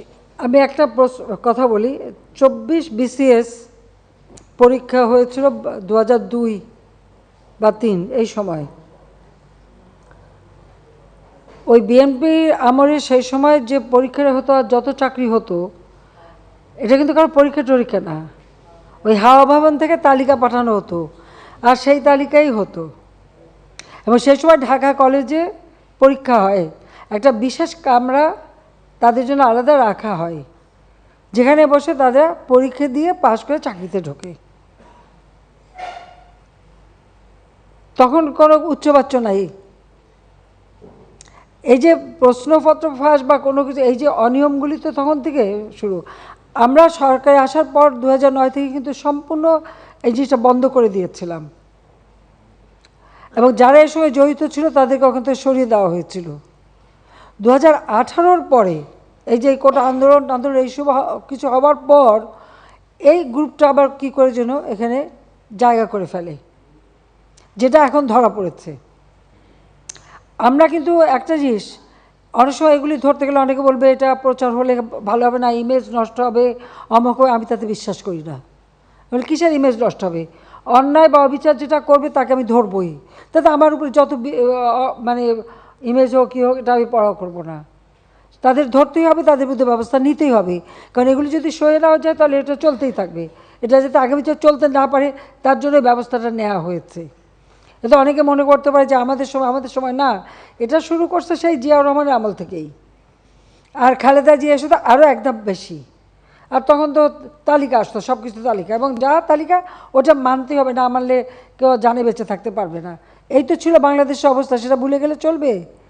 2001 থেকে 2008 পর্যন্ত বাংলাদেশের অবস্থাটা কী ছিল? কেউ কোনো কথা বলতে পেরেছে? কেউ কোনো করতে পেরেছে? কী অবস্থা ছিল? এই যে অনিয়মগুলি করে রেখে গেছিলো, সেইগুলিকে আবার সুস্থতায় ফিরে নিয়ে এসেছিলাম। এই 18 পরের থেকে মানে 19 এইসব আবার কিছুটা এরা হাত পেয়ে যায়, কিন্তু সেইগুলি বহুদিন থেকে পিছনে লেগে থেকে এখন ধরতে পেরেছি। যখন ধরা পড়েছে এটা তদন্ত হবে, বিচার হবে। আর যেটা বলেন যে হ্যাঁ, যারা বেনিফিশিয়ারি যদি তাদের খুঁজে বের করা যায় তবে তাদের বিরুদ্ধে ব্যবস্থা নেব না কেন? তাদের তো চাকরি করার কোনো মানে অধিকারই থাকবে না, কিন্তু সেটা খুঁজে দেবে কে? প্রশ্নটা এটা খুঁজে বের করে দেবে কে? যদি ওরা বলতে পারে যে অমুকের কাছে বিক্রি করছিলাম, তখন প্রমাণ করতে পারলে সেটা দেখা যাবে। তা আমিও সেটা বিশ্বাস করি যে এর বেনিফিশিয়ারি যারা তাদেরকে ধরা উচিত, তাহলে আর ভবিষ্যতে কেউ করবে না। কারণ ঘুষ যে দেবে আর ঘুষ যে নেবে উভয়ই হচ্ছে অপরাধী, উভয় অপরাধী, এটা মাথায় রাখতে হবে। তো প্রশ্নপত্র যারা ফাঁস করে আর যারা সেই প্রশ্নপত্র ক্রয় করে দুজনই অপরাধী, এতে কোনো সন্দেহ নাই। কিন্তু আমার খুঁজে বেরটা করবে কি? সাংবাদিকরা যদি চেষ্টা করে বের করে দেয়, ব্যবস্থা নেওয়া যাবে। আমি কিন্তু রেখে কথা বলছি না, যা বলছি সাফ সাফ বলে। মাননীয় প্রধানমন্ত্রী, আমার নাম লাবণ্য ভূঁইয়া, আমি এশিয়ান টেলিভিশনে কাজ করি। মাননীয় প্রধানমন্ত্রী, শুরুতেই ব্রিটেনে 4 নারী সংসদ সদস্য হয়েছেন বাংলাদেশের বংশোদ্ভূত, সেজন্য সেই সঙ্গে বঙ্গবন্ধুর নাতনি টিউলিপ সিদ্দিকীও টানা 4 বারের মতো জয়ী হয়েছেন। আপনার মাধ্যমে আপনাকে অভিনন্দন জানাচ্ছি, টিউলিপ সিদ্দিকী সহ এবং শেখ রেহানা আপাকেও। আর তিনি শুধু এমপি নন, মন্ত্রীও হয়েছেন। নিঃসন্দেহে বাংলাদেশের মানুষের জন্য এটা অনেক গর্বের। মাননীয় প্রধানমন্ত্রী, আপনি নিজেই বলেছেন বারবার যে আপনি নীলকণ্ঠ, আপনি সবসময় বিষ খেয়ে বিষ হজম করতে জানেন, যার কারণে সব সমালোচনাকে উপেক্ষা করি আপনি আপনার উন্নয়ন কর্মকাণ্ড করেছেন। সেদিন পদ্মা সেতু সমাপনীতে আপনি বেশ আবেগ আপ্লুত ছিলেন, আপনার মন্ত্রী মহোদয় তিনিও বেশ আবেগ আপ্লুত ছিলেন। নিঃসন্দেহে দুর্নীতির বিরুদ্ধে আপনার যে অভিযান সবসময় প্রশংসিত। জঙ্গিবাদের যে উত্থান ছিল সেটা আপনি শক্ত হাতে দমন করেছেন। এগুলো নিঃসন্দেহে এই 16 বছরের টানা ক্ষমতায় আপনার অনেকগুলো উল্লেখযোগ্য কাজের মধ্যে জঙ্গিবাদ দমন। এখন দুর্নীতির নানা দিকে নানা সেক্টরে দুর্নীতি দেখা যাচ্ছে, দুর্নীতি নিউজগুলো আসছে, সেই ব্যাপারে কি আপনি সামনে আরও বেশি কঠোর হবেন কি না? আর আরেকটা হলো যে চীনের সাথে যে আপনি ফ্রি ট্রেড এগ্রিমেন্টে আমরা আসলে কি সুবিধা পেতে যাচ্ছি? ধন্যবাদ আপনাকে। আমি কঠোর হয়েছি বলেই কিন্তু ধরা পড়ছে, এটা মাথায় রাখতে হবে। এর আগে কখনো কেউ ওইভাবে দুর্নীতির বিরুদ্ধে অভিযান করেনি। আমি তো বলছি আমার জিরো টলারেন্স। এর আগে জঙ্গিবাদ ঠিক করার কথা ছিল, সেটা আমরা করেছি। কারণ একটা তো চট করে হবে না, দীর্ঘদিনের সমস্যা, এই সমস্ত জঞ্জাল সাফ করতে হচ্ছে। তো জঙ্গিবাদ যখন আমরা নিয়ন্ত্রণ করতে পারলাম, এখন দুর্নীতি যেটা আমার জিরো টলারেন্স ঘোষণাই আছে, আমি সেটা ধরছি। আর আমরা খুঁজে বের করছি বলেই কিন্তু আপনারা জানতে পাচ্ছেন, খোঁজ না করলে তো জানা যেত না, যেত এইভাবেই চলতো, কারণ এইভাবেই চলছিল সেই 75-এর পর থেকে এইভাবেই চলছে। তো এখন আমরা এর বিরুদ্ধে ব্যবস্থা নিচ্ছি, আর যে ব্যবস্থা অব্যাহত থাকবেই, এখানে তো আর কোনো দ্বিধা নেই। আমি ওটা বিশ্বাস করি না যে আমি এটা ধরলেই একবারে আমার সরকারি ইমেজ নষ্ট হবে, নো, আমি এটা বিশ্বাস করি না। আমার দায়িত্বই হচ্ছে যে অন্তত এই যে সমস্ত অনিয়মগুলি আছে সেগুলি ধরে একটা জায়গায় নিয়ে আসা, দেশটাকে সুস্থভাবে নিয়ে আসা, সেটা আমরা করার পদক্ষেপ নিয়েছি, কাজে এটা অব্যাহত থাকবে। আর চীনের সাথে সেটা তো অনেক আলোচনা হয়ে গেল এবং তালিকাও দিয়ে দিয়েছি। কাজে সেখানে আমাদের, আমি তো বললাম যে আমরা সকলের সাথে বন্ধুত্ব নিয়ে চলা, ওই যে নীতি নিয়ে আমরা চলছি, কাজে এটা আমাদের অব্যাহত থাকবে। আমি চীনের রাষ্ট্রপতি, প্রধানমন্ত্রী সবাইকে দাওয়াতও দিয়ে আসছে বাংলাদেশে আসতে। চীন নিয়ে তো আর কোনো প্রশ্ন আছে? হ্যাঁ, ধন্যবাদ মাননীয় প্রধানমন্ত্রী। আমার মনে হয় আমার সহকর্মীর দুর্নীতি নিয়ে প্রশ্নটা যথার্থ করেছেন। যেটা মাননীয় প্রধান বিচারপতি বলেছেন যে সরকারের সমস্ত উন্নয়ন প্রশ্নবিদ্ধ হচ্ছে দুর্নীতির কারণে। দুর্নীতি দমন কমিশনের চেয়ারম্যান একটি চমৎকার কথা বলেছেন যে সরকার দুর্নীতি দমন কমিশন করেছে যাতে দুর্নীতির যে স্রোত, এই স্রোতটা যাতে ঠেকানো যায়। তো তিনি একটি প্রশ্ন তুলেছেন যে বিভিন্ন দপ্তরে দুর্নীতির উৎসমুখ খোলা রেখে সেখান থেকে যদি দুর্নীতির সাইক্লোন আসে তাহলে দুদকের পক্ষে একার পক্ষে সম্ভব না। এবং তিনি আরেকটি কথা বলেছেন যে দুর্নীতি যারা করে তারা বিভিন্ন দপ্তরে, আমরা অনেক বড় বড় প্রতিষ্ঠান, আপনি যেটি বলেছেন এটা আমি ধন্যবাদ জানাই, যে অনেক প্রতিষ্ঠান এরকম মনে করে যে তাদের দুর্নীতি সম্পর্কে নিউজ করলে পরে সাংবাদিকরা ভাবমূর্তি ক্ষুণ্ণ করছে, কিন্তু আপনি বলছেন যে না, সেটা ঠিক না, ভাবমূর্তির প্রশ্ন না, সত্য যদি হয় তাহলে আমরা বিচারটা নিব।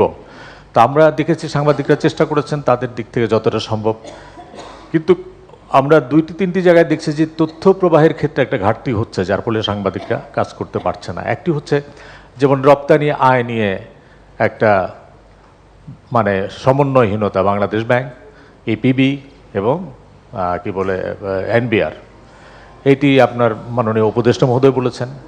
তো এটি নিয়ে যখন সাংবাদিকরা প্রশ্ন করতে গেল তখন দেখা গেল যে সাংবাদিকদেরকে প্রকৃত তথ্য দেওয়ার ক্ষেত্রে বারিত করা হলো। বাংলাদেশ ব্যাংক, কেন্দ্রীয় ব্যাংক, তারা আগে রেগুলার একটা তথ্য দিত, তারা এখন একটা পিরিয়ডিক টাইম অনুযায়ী এই তথ্যগুলি দিচ্ছে না, যেটি সাংবাদিকদের প্রতিনিয়ত দরকার। আর কাজে একটি জায়গায় যদি তথ্যের ভিতরে ঘাটতি থাকে, তথ্য যদি সাংবাদিকরা না পায়, আপনি যুগান্তকারী একটা আইন করেছিলেন, আমাদের তথ্য অধিকার আইন, আমরা এই আইন প্রক্রিয়ার সঙ্গে সংযুক্ত ছিলাম, এবং সেখানে কিন্তু কতগুলি সুনির্দিষ্ট জায়গা ছাড়া বাকি তথ্যগুলিকে অবারিত করার চেষ্টা করা হয়েছে। কাজে আপনি যেভাবে যে মানসিকতা নিয়ে বললেন যে ভাবমূর্তি প্রশ্ন না, আপনি যখন বাংলাদেশে স্বাস্থ্যের, আপনি করোনা নিয়ে সমস্ত চ্যালেঞ্জ মোকাবেলা করছেন, তখন স্বাস্থ্যের ক্ষেত্রে নড়বড়ে অবস্থাটা আমরা দেখলাম। ড্রাইভার মালিক চলে আসলো, আমাদের প্রতিষ্ঠান পিএসসি, আমাদের প্রতিষ্ঠান এনবিআর, আমাদের প্রতিষ্ঠান পুলিশ, এইখানে যে দুর্নীতিগুলি হচ্ছে, কেউ কেউ এটা বলার চেষ্টা করেন যে এখানে হয় যোগ্য যারা আছেন তারা কাজ করতে পারছেন না, না প্রভাবের কারণের জন্যে, অথবা যাদের এটা নিয়ন্ত্রণ করবার কথা তারাই এটার সঙ্গে জড়িয়ে পড়ছেন। কাজেই ঘটনা বের হওয়ার আগে যদি, যেটি দুদকের চেয়ারম্যান বলেছেন যে দুর্নীতির উৎসমুখ বন্ধ করবার জন্যে আপনার প্রশাসন বা আপনার দল বা রাজনৈতিকভাবে প্রভাবশালী বা অন্যভাবে প্রভাবশালী যারা আছে তাদেরকে নিয়ন্ত্রণ করবার জন্যে অভ্যন্তরীণভাবে আপনি কিছু করবেন কিনা? কথাটা হচ্ছে আসলে দুর্নীতিটা তো নিচের দিক থেকেই বেশি হচ্ছে, এটা হলো বাস্তবতা।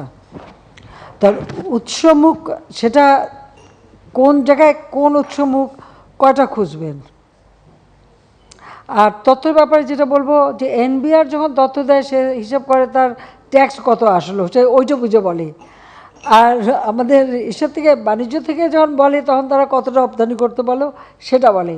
তা আজকে আমি যে একটা, আপনারা জানেন যে একটা কর্মসূচিতে আমি ছিলাম, তখন আমি বাণিজ্য মন্ত্রীর সাথে কথা বললাম।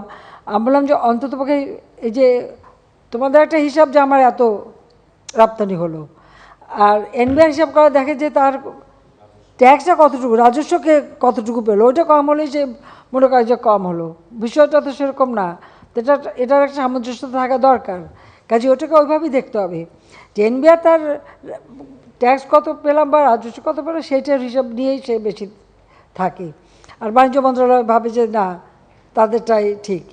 তো এটা আজকে আমি কথা বলে আসছি, ওই যখন আমি ওই যে যারা রপ্তানি ট্রফি দেওয়ার সময়, তো এটা নিয়ে তারা বসে একটা জায়গায় আসবে যে এরকম দ্বন্দ্বটা যাতে না থাকে সেটা।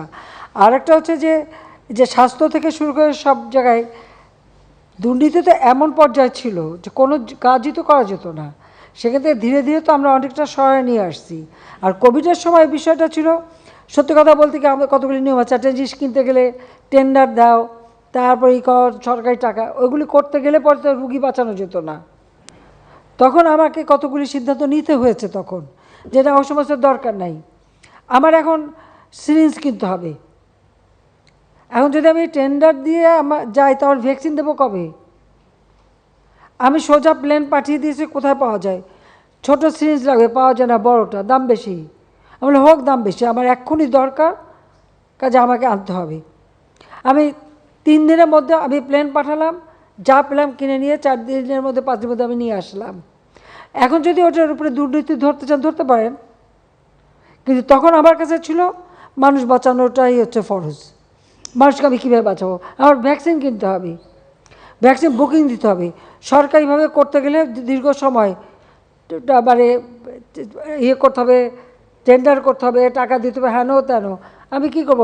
আমি ভ্যাকসিনগুলোকে বললাম যে এত টাকা আগে ডিপোজিট দিয়ে বুকিং দিতে হবে। প্রাইভেট সেক্টর দিলে সমস্যা নাই, টাকা আমি দিয়ে দিচ্ছি, তো বুকিং দাও। আমি বুকিং দেওয়ালাম।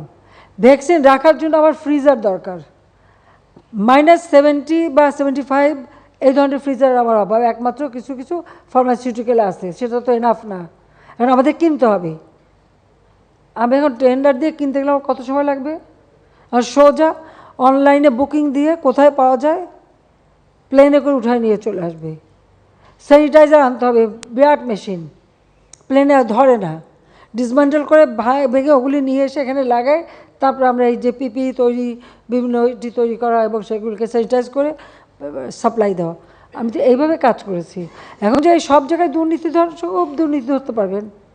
আর ওখানে কোন ড্রাইভার কত টাকা বানালো, কে কী টাকা বানালো, এখন ড্রাইভার লেভেলে যদি করে সেটা খোঁজ করে বের করে আজকে ধরছি বলেই জানতে পারছেন। এতকাল তো জানতে পারেননি, আমার বাসায় কাজ করে গেছে পিয়ন, সে এখন 400 কোটি টাকার মালিক। হেলিকপ্টার ছাড়া চলে না। হ্যাঁ, বাস্তব কথা। কী করে বানালো এই টাকা? যখনই আমি জানছি তাকে বাদ দিয়ে তার কার্ডটা সব সিজ করে সব আমার ব্যবস্থা আমি নিচ্ছি। তো এটা তো হয়, বাট এটা তো করে আপনারা এটা এখন ধরার পরে না এগুলি চোখে আসে, তাছাড়া তো হয় না। যখন ধরা পড়ে তখন আমরা ব্যবস্থা নেই। এটা তো একটা মানসিকতা। আর একটা কথা আমি বলি, এটা শুধু আমাদের দেশে বলে না, সারা বিশ্বেই যে দেশটাই অর্থনৈতিকভাবে উন্নতি হয় সেখানে কিন্তু এই ধরনের কিছু অনিয়ম কিছু লোকের হাতে চলে যায়। কিছু টাকা পয়সা যারা অপান্ত তাদের হাতেই চলে, তারা বানায়, তারা তো অপেক্ষা করে থাকে। এটা যুগ যুগ ধরে এভাবেই চলে আসছে। হ্যাঁ, এর বিরুদ্ধে ব্যবস্থা নিলে হয়তো সেটা কিছুটা নিয়ন্ত্রণ করা যেতে পারে। আর সাংবাদিকরা তথ্য জোগাড় করা এক জিনিস, আর ফাইল চুরি করা আর এক জিনিস। এখন আমি ভ্যাকসিন কিনবো, আমার সেখানে নেগোসিয়েশন হচ্ছে, জরুরি পেপার, আমার অফিসাররা দিন রাত 24 ঘন্টা কাজ করছে। ফাইলটা রেখে কেবল একটু বাইরে গেল, অমনি আপনাদের এক স্বনামধন্য পত্রিকার এক সাংবাদিক ঢুকে সেই কাগজ চুরি করতে গেল। অফিসার এসে ধরলো, সে সেটা নিয়ে গেল বাথরুমে আটকাতে, সেখান থেকে তার বের করা হলো, সে ঢুকালো তার শাড়ির ভিতরে, সেখান থেকে টেনে বের করলো, সেটা বিরাট অপরাধ হয়ে গেল। সে যে ফাইল চুরি করতে গেল এটা কোনো অপরাধ না, সে জন্য কোনো একটা বড় দেশ আমাকে তাকে পুরস্কারও দিয়ে দিল, ফাইল চুরির জন্য পুরস্কার পেল। এটা কি দুর্নীতি, ডাকাতি, চুরি, কোনটা? কি ডেফিনেশন দেবেন বলেন আমাকে, কি ডেফিনেশনটা আছে? তো এই ঘটনা তো ঘটে। এক ঢুকে এই রুম ওই রুম এই ঘর ওই ঘর অফিস টফিস সব নিয়ে, এবং এটা যে নতুন একবার করছে, এর আগে আরেকবার সেটা হচ্ছে নৌপরিবহনে ঢুকে ধরা পড়ার পরে মুচলেখা দিয়ে বেরোয় আসলো, যে আবার আরেক জায়গায়, তারপরে হিরো হয়ে গেল, হিরোইন হয়ে গেল। ঘরের মধ্যে বসে বলতেছে এই হচ্ছে ওই হচ্ছে ওই হচ্ছে, ধরা পড়লো, হিরো হয়ে গেল, অমনি এক বড় দেশ থেকে পুরস্কার পেল, এখন যে আন্তর্জাতিক খ্যাতি সম্পন্ন হয়ে গেল। যাবো কোথায়, কোথায় ও বলে আমাকে, অথচ একদম ভুয়া মিথ্যা রেকর্ড করে ছেড়ে দিচ্ছে। আর একটা মনে আছে, আর একজন এক বললো তাকে মানে ইয়ে করা হচ্ছে, তার উপরে পাশবিক অত্যাচার হচ্ছে, হ্যাঁ হচ্ছে, কোথায় দাঁড়ায় করছে, রাস্তায়, ওখানে আবার একটা সাইনবোর্ড, তাও দেখা যাচ্ছে, লাইট পোস্টও দেখা যাচ্ছে, সে ওটা তার মাথায় নাই যে যেখানে দাঁড়াচ্ছে গাড়ি থেকে অন্যটা ফেলে দিয়ে বললো তাকে নাকি এরকম করা হচ্ছে, কিন্তু পিছনে যে ইয়ে লাগানো সাইনবোর্ড আর ওখানে যে লাইট পোস্ট সেটা তার খেয়াল ছিল না, ধরা পড়লো। ওই ধরলাম কেন, সেটা অপরাধ হয়ে গেল, সেও পুরস্কার পেয়ে গেল, আমি ছেড়ে দিছি পরে অবশ্য, কিন্তু পুরস্কার তো পেয়ে গেল। তো এই তো মানে বিবেচনা, তা আমি যাবো কোথায়? আমি যা বলি সাবজা বলি, যেটা আমি দেখছি যে এই যে কী কারণে হিরো হয়ে যায়, আর আমরা তো জিরো আছি, কিন্তু আমাদের কোনো সন্দেহ নেই। তো তারপর আমার দেশের মানুষের জন্য কাজ করা আমি করে যাচ্ছি।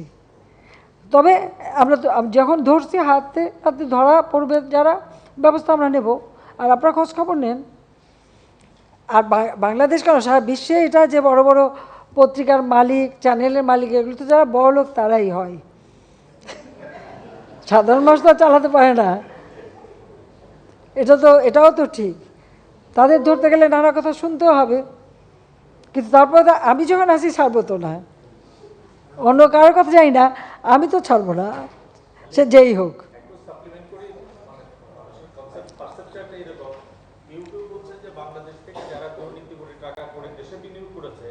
তারা হলো দেশপ্রেমিক দুর্নীতিবাজ, আর যারা এখান থেকে টাকা পাচার করে বিদেশে পাচার করেছে তারা হলো দেশপ্রেমিক দুর্নীতিবাজ।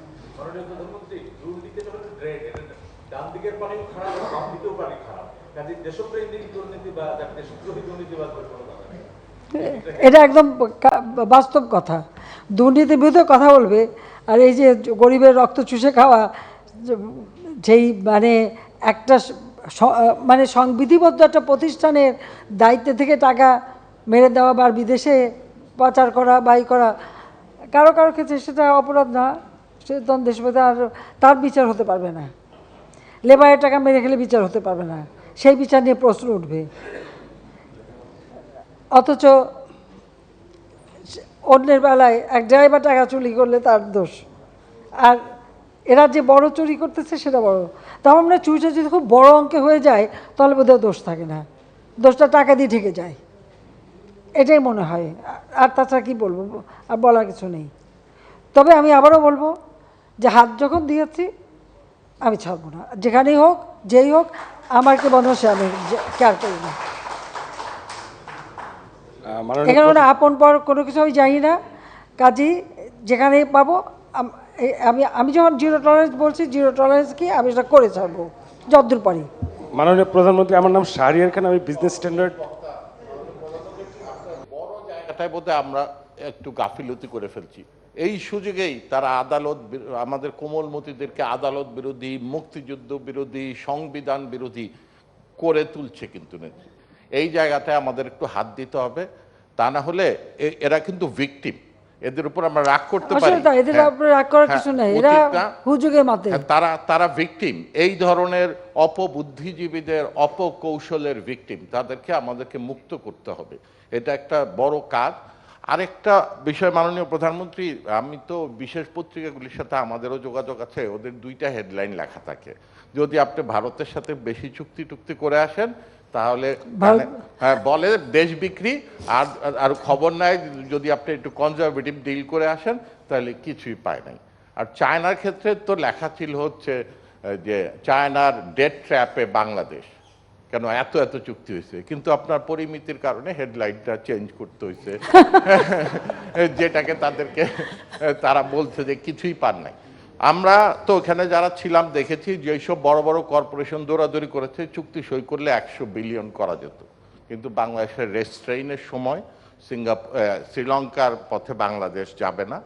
কিন্তু এই কাজগুলি আমরা আরও যত দিন যাচ্ছে আমাদেরও তো সক্ষমতা বাড়ছে, আমাদের প্রশাসনের সক্ষমতা বাড়ছে, আমরা আরও নেগোশিয়েট করে আরও বেছে প্রজেক্ট নিতে পারবো এবং কোন প্রজেক্টে আমাদের রিটার্ন বেশি নিতে পারবো সেটা আপনার নির্দেশ। সে কারণে হয়তো প্রজেক্টের ইনটেক কমে যাচ্ছে, এটা ভালো, কেন এখন আমরা বেছে বেছে করছি। মাননীয় প্রধানমন্ত্রী, সর্বশেষে এই আমাদের কোটা বিরোধী এবং আমাদের শিক্ষক ভাইরাও যে প্রত্যয় যে স্কিম নিয়ে ইয়ে করছে, আমরা খুব সাধারণ মানুষ খুব কষ্ট পেয়েছি এই কারণে যে আপনি 17 কোটি মানুষের জন্য একটা স্কিম দিলেন, আমরা সবাই খুশি। এই সরকারি কর্মচারীরা যারা পেনশন পাচ্ছে তারা মানে তাদের কি কোথায় কমে গেল বেড়ে গেল এই দুঃখে পড়ে যাচ্ছে। 16 কোটি মানুষ যে পেল এটা তো তাদের সুখ নাই। তারপরেও আমি বলবো প্রশাসন এবং শিক্ষকদের মুখোমুখি করানোর একটা চেষ্টা হচ্ছে, যে কোনো স্কিম যাতে একসাথে চালু হয়, তাহলে একজন আরেকজনের বিরুদ্ধে যেতে পারবে না। তাদের যে দাবি দেওয়াটা ছিল সেটা তারা একটা পাঠিয়েছে, আর সেখানে তাদের বেশ কতগুলি ভ্রান্ত ধারণাও আছে ওখানে, সেগুলিও সমস্ত আমি ইতিমধ্যেই 2টা পেপারে আমার পড়া এবং সেগুলো আমার মার্ক করাও আছে। তো এখন আর এর মধ্যে এটা তুলতে চাই না, এই যে আমার কাছে সব লেখাও আছে, আমি নিয়েও আসছি, যে যদি প্রশ্ন ওঠে তো আমি মনে করি যে এখন আমি বলবো না, কিন্তু আমি এটা যেখানে যেখানে এটা করা করবো। যেটা কথা হলো সত্য যে তাদের একটা ভুল ধারণা, যেখানে বোধহয় কোনো পেনশন ফান্ড আছে, পেনশন ফান্ড বলে কিছু নাই। পেনশনটা দেওয়া হচ্ছে একেবারে যারা আমাদের ট্যাক্স পেয়ার তাদের টাকা থেকেই দেওয়া হয়। এই বছর হচ্ছে এটা 32,000 কোটি, বললাম তো তাদের টাকা থেকেই, কিন্তু এখানে কোনো ফান্ড বলে কিছু নাই। তো আমরা যেটা করতে চাচ্ছি যে সার্বজনীন পেনশন স্কিম করে দিয়েছে সকলের জন্য। এই যে সাংবাদিকরা, যা আজকে কারো চাকরি না থাকলে কালকে তার কিছু করার নাই, কোথায় যাবে তারা, তার পরিবার কোথায় যাবে? সেই ক্ষেত্রে এটা এমনভাবে করা যে আপনারা সবাই এর সঙ্গে যুক্ত হন, এমনকি আপনার পরিবাররাও হতে পারে। আর পেনশন তাদের অনেকগুলি ভুল ধারণা, এখন এটা এত বিস্তারিত বলতে গেলে মানে অনেক সময় লাগবে। যে পেনশন নিয়ে তাদের ধারণাটা এত বিভ্রান্তকর যে তা এর মধ্যে 2-1টা জিনিস আছে, যে সেটা যেটা হচ্ছে 24 না 25, তো ওটা ঠিক করে দেওয়া যাবে, ওটা কোনো ব্যাপার না। আর কয়েকটা বিষয় এগুলো আমি দেখে রেখেছি অলরেডি, দেখে যেগুলো মার্ক করে রেখে দিয়েছে সেগুলো আমরা দেবো। তবে আন্দোলন যখন তারা চালাতে থাক, চালাতে যখন টায়ার্ড হবে তখন বলবো, তার আগে বলা দরকারটা কি, এটাই। আর দ্বিতীয়টা আর প্রথমটা কি আরেকটা বললেন যে সেটা বললেন। আমাদের জাতীয় সাংস্কৃতিক বিপ্লবটা সম্পন্ন করা, তা নাহলে আমাদের বাঙালি সংস্কৃতি এই সকল কিছুর একমাত্র রক্ষা কবচ, অন্যভাবে করা যাবে না, এটা আমাদের মনে হয়। এবং আপনি তার নেতা, আপনি কবিতা পরিষদও আপনার হাতে তৈরি, সাংস্কৃতিক জোটও আপনার হাতে তৈরি, আপনি শুধু আওয়ামী লীগের নেতা নয়, সকল সাংস্কৃতিক আন্দোলনের নেতা, সেই জন্যই আপনার কাছে দাবি। মাননীয় প্রধানমন্ত্রী, আমার নাম শাহরিয়ার খান, আমি বিজনেস স্ট্যান্ডার্ড পত্রিকাতে আছি, এক্সিকিউটিভ এডিটর। আজকে সকালের নিউজ হচ্ছে ডোনাল্ড ট্রাম্পের উপর একটা অ্যাসাসিনেশনের অ্যাটেম্প্ট। আমার মনে হয় রাইট নাও আপনার একটা কমেন্ট খুব ইম্পর্টেন্ট। এটা অত্যন্ত দুঃখজনক যে তিনি একজন প্রেসিডেন্সিয়াল ক্যান্ডিডেট, আর তার উপরে এই ধরনের হামলা করা, আমরা এটা নিন্দা জানাই অবশ্যই। তবে আমেরিকা তাদের গণতন্ত্র নিয়ে অনেক গর্ববোধ করে, অথচ সেখানেই দেখা যাচ্ছে আমরা তো গুলিবোমা খেয়েই অভ্যস্ত, তো অনবরতি খাচ্ছি, তো সেখানে একজন তার অপোনেন্টকে এইভাবে গুলি করা, তা আবার সে ফর্মার প্রেসিডেন্ট, এবং সে খুব অল্পের জন্য বেঁচে গেছে, কিন্তু তার একেবারে কানের উপর দিয়ে চলে গেছে। যদি একটু এদিক ওদিক হতো সে আর বাঁচত না। তো এটা আমেরিকার মতো জায়গায় হয় কীভাবে? এটাই আমেরিকার মতো সভ্য দেশে যারা গণতন্ত্রের এত বড় প্রবক্তা, এত বড়, সেই দেশে এই ঘটনা ঘটবে কেন? সেটাও তো আমাদের একটা প্রশ্ন।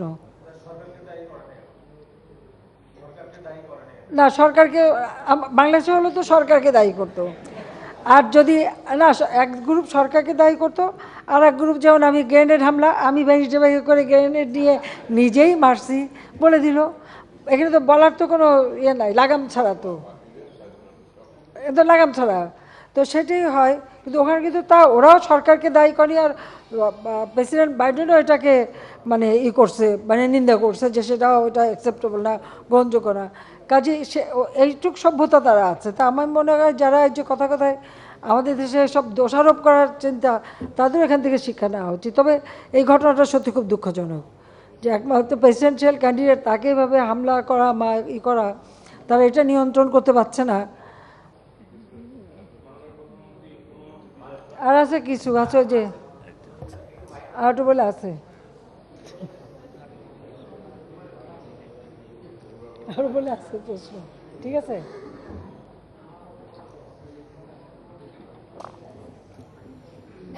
পেনশনের উপরে তো আছে, বললাম না, বলবো। মাননীয় প্রধানমন্ত্রী, সব মাকড় রাখছে। একটি কথা আছে বাংলা সাহিত্যে, অত্যন্ত সুন্দর কথা, অলৌকিক আনন্দের ভার বিধাতা যাহারে দেন, বক্ষে তার বেদনা অপার। আপনার মধ্যে অলৌকিক আনন্দের ভার আপনার উপরে পড়েছে এবং একই সঙ্গে আপনার বক্ষে অনেক বেদনা। সেই জায়গায় দাঁড়িয়ে আমি সোহেল হায়দার চৌধুরী, আমি দৈনিক নয়া শতাব্দীতে আছি উপসম্পাদক হিসেবে এবং ঢাকা সাংবাদিক ইউনিয়নের সভাপতি। এবং ঢাকা সাংবাদিক ইউনিয়নের সভাপতি হিসেবে একটি ছোট্ট প্রশ্ন আপনার কাছে করতে চাই এবং আপনার কাছ থেকে একটি রেমিডি চাই যে আমরা নবম ওয়েজ বোর্ড পাইনি, শুধুমাত্র এখানে অনেক মালিক বসা আছে, মালিকদের নানা ধরনের মানে পদক্ষেপের কারণে মামলা করে আটকে দিয়েছে নবম ওয়েজ বোর্ড, অথচ যেটি আপনি দিয়েছিলেন। আমরা অষ্টম ওয়েজ বোর্ড আপনি দিয়েছিলেন মাননীয় প্রধানমন্ত্রী, আমরা অষ্টম ওয়েজ বোর্ড দিয়েছে এবং প্রায় 250 থেকে 300 পত্রিকা ডিক্লেয়ার করেছে তারা অষ্টম ওয়েজ বোর্ড বাস্তবায়ন করেছে, কিন্তু অধিকাংশ পত্রিকা কোনো ওয়েজ বোর্ড বাস্তবায়ন করেনি। এটা কি দুর্নীতির পর্যায়ে পড়ে কিনা মালিকদের এবং যারা মালিকের সহযোগী আছেন তাদের দুর্নীতির পর্যায়ে পড়ে কিনা? আরেকটি বিষয় হলো যে আমার এই যে এখানে এত টেলিভিশন চ্যানেল ছাপা, এদের কোনো বেতন কাঠামোই নাই। দিনের পর দিন মালিকেরা এগুলো নিয়ে নানা ধরনের অর্থ তারা পাচ্ছে, কিন্তু কোনো ধরনের বেতন কাঠামো আমার এই বন্ধুরা নাই এখানে যারা আছেন, তারা তিনি রিপোর্টার হন বা তিনি হন। আমি সবশেষে মূল প্রশ্ন সেটি হলো দশম ওয়েজ বোর্ড আমরা কবে নাগাদ পেতে পারি এবং আমরা এই দশম ওয়েজ বোর্ডে আমাদের টেলিভিশন চ্যানেলস ঢুকবে কিনা, এবং যে মালিকেরা যারা টেলিভিশন এবং পত্রিকার মালিক হয়ে সব ধরনের সুযোগ সুবিধা নিচ্ছে, আপনার দৃষ্টি আকর্ষণ করছে, আপনাকে প্রশ্ন করারও সুযোগ পাচ্ছে, আপনার সঙ্গে সফর সঙ্গে হওয়ার সুযোগ পাচ্ছে, তাদের ব্যাপারে আপনি কোনো ব্যবস্থা নেবেন কিনা? ধন্যবাদ মাননীয় প্রধানমন্ত্রী, আপনাকে খুব সুন্দর লাগছে আপা, আপনাকে এবং আপনার সুস্থতা এবং দীর্ঘায়ু কামনা করে। অনেক সুন্দর লাগছে আপা আপনাকে। চীন থেকে আসছি তো, লাল চীন, তাই চীন থেকে আসলাম, লাল চীন সেই না। আমি সাংবাদিকদের এই সমস্যা জানি বলে আমরা এই যে স্পেশাল পেনশন স্কিম যে দিয়েছি, আমি মনে করি আমাদের প্রত্যেকটা সাংবাদিক যদি পেনশন স্কিমে এখন থেকে যুক্ত থাকে কাজে, তাহলে কিন্তু একটা অন্তত ভবিষ্যৎ একটা নিশ্চিত হতে পারে। সেটা আপনারা সবাই করলে ভালো হবে। বরং মালিকদের উপরে একটা চাপ দেওয়া যায় যে পেনশন স্কিমে তারা যারা যুক্ত হবে তাদের অন্তত যে এটা দিতে হবে তার কিছুটা হয়তো মালিকরাও 50% মালিকরাও দিয়ে দিতে পারে। ওই তাহলে যদি দেয় তাহলে হয়তো যে বেতনেই দিক পেনশন স্কিমে যে মানে টাকা জমা রাখতে হবে তার কিছুটা মালিকরাও দিয়ে দিক, তো দিয়ে দিলে তো তখন কিছুটা বাড়লো।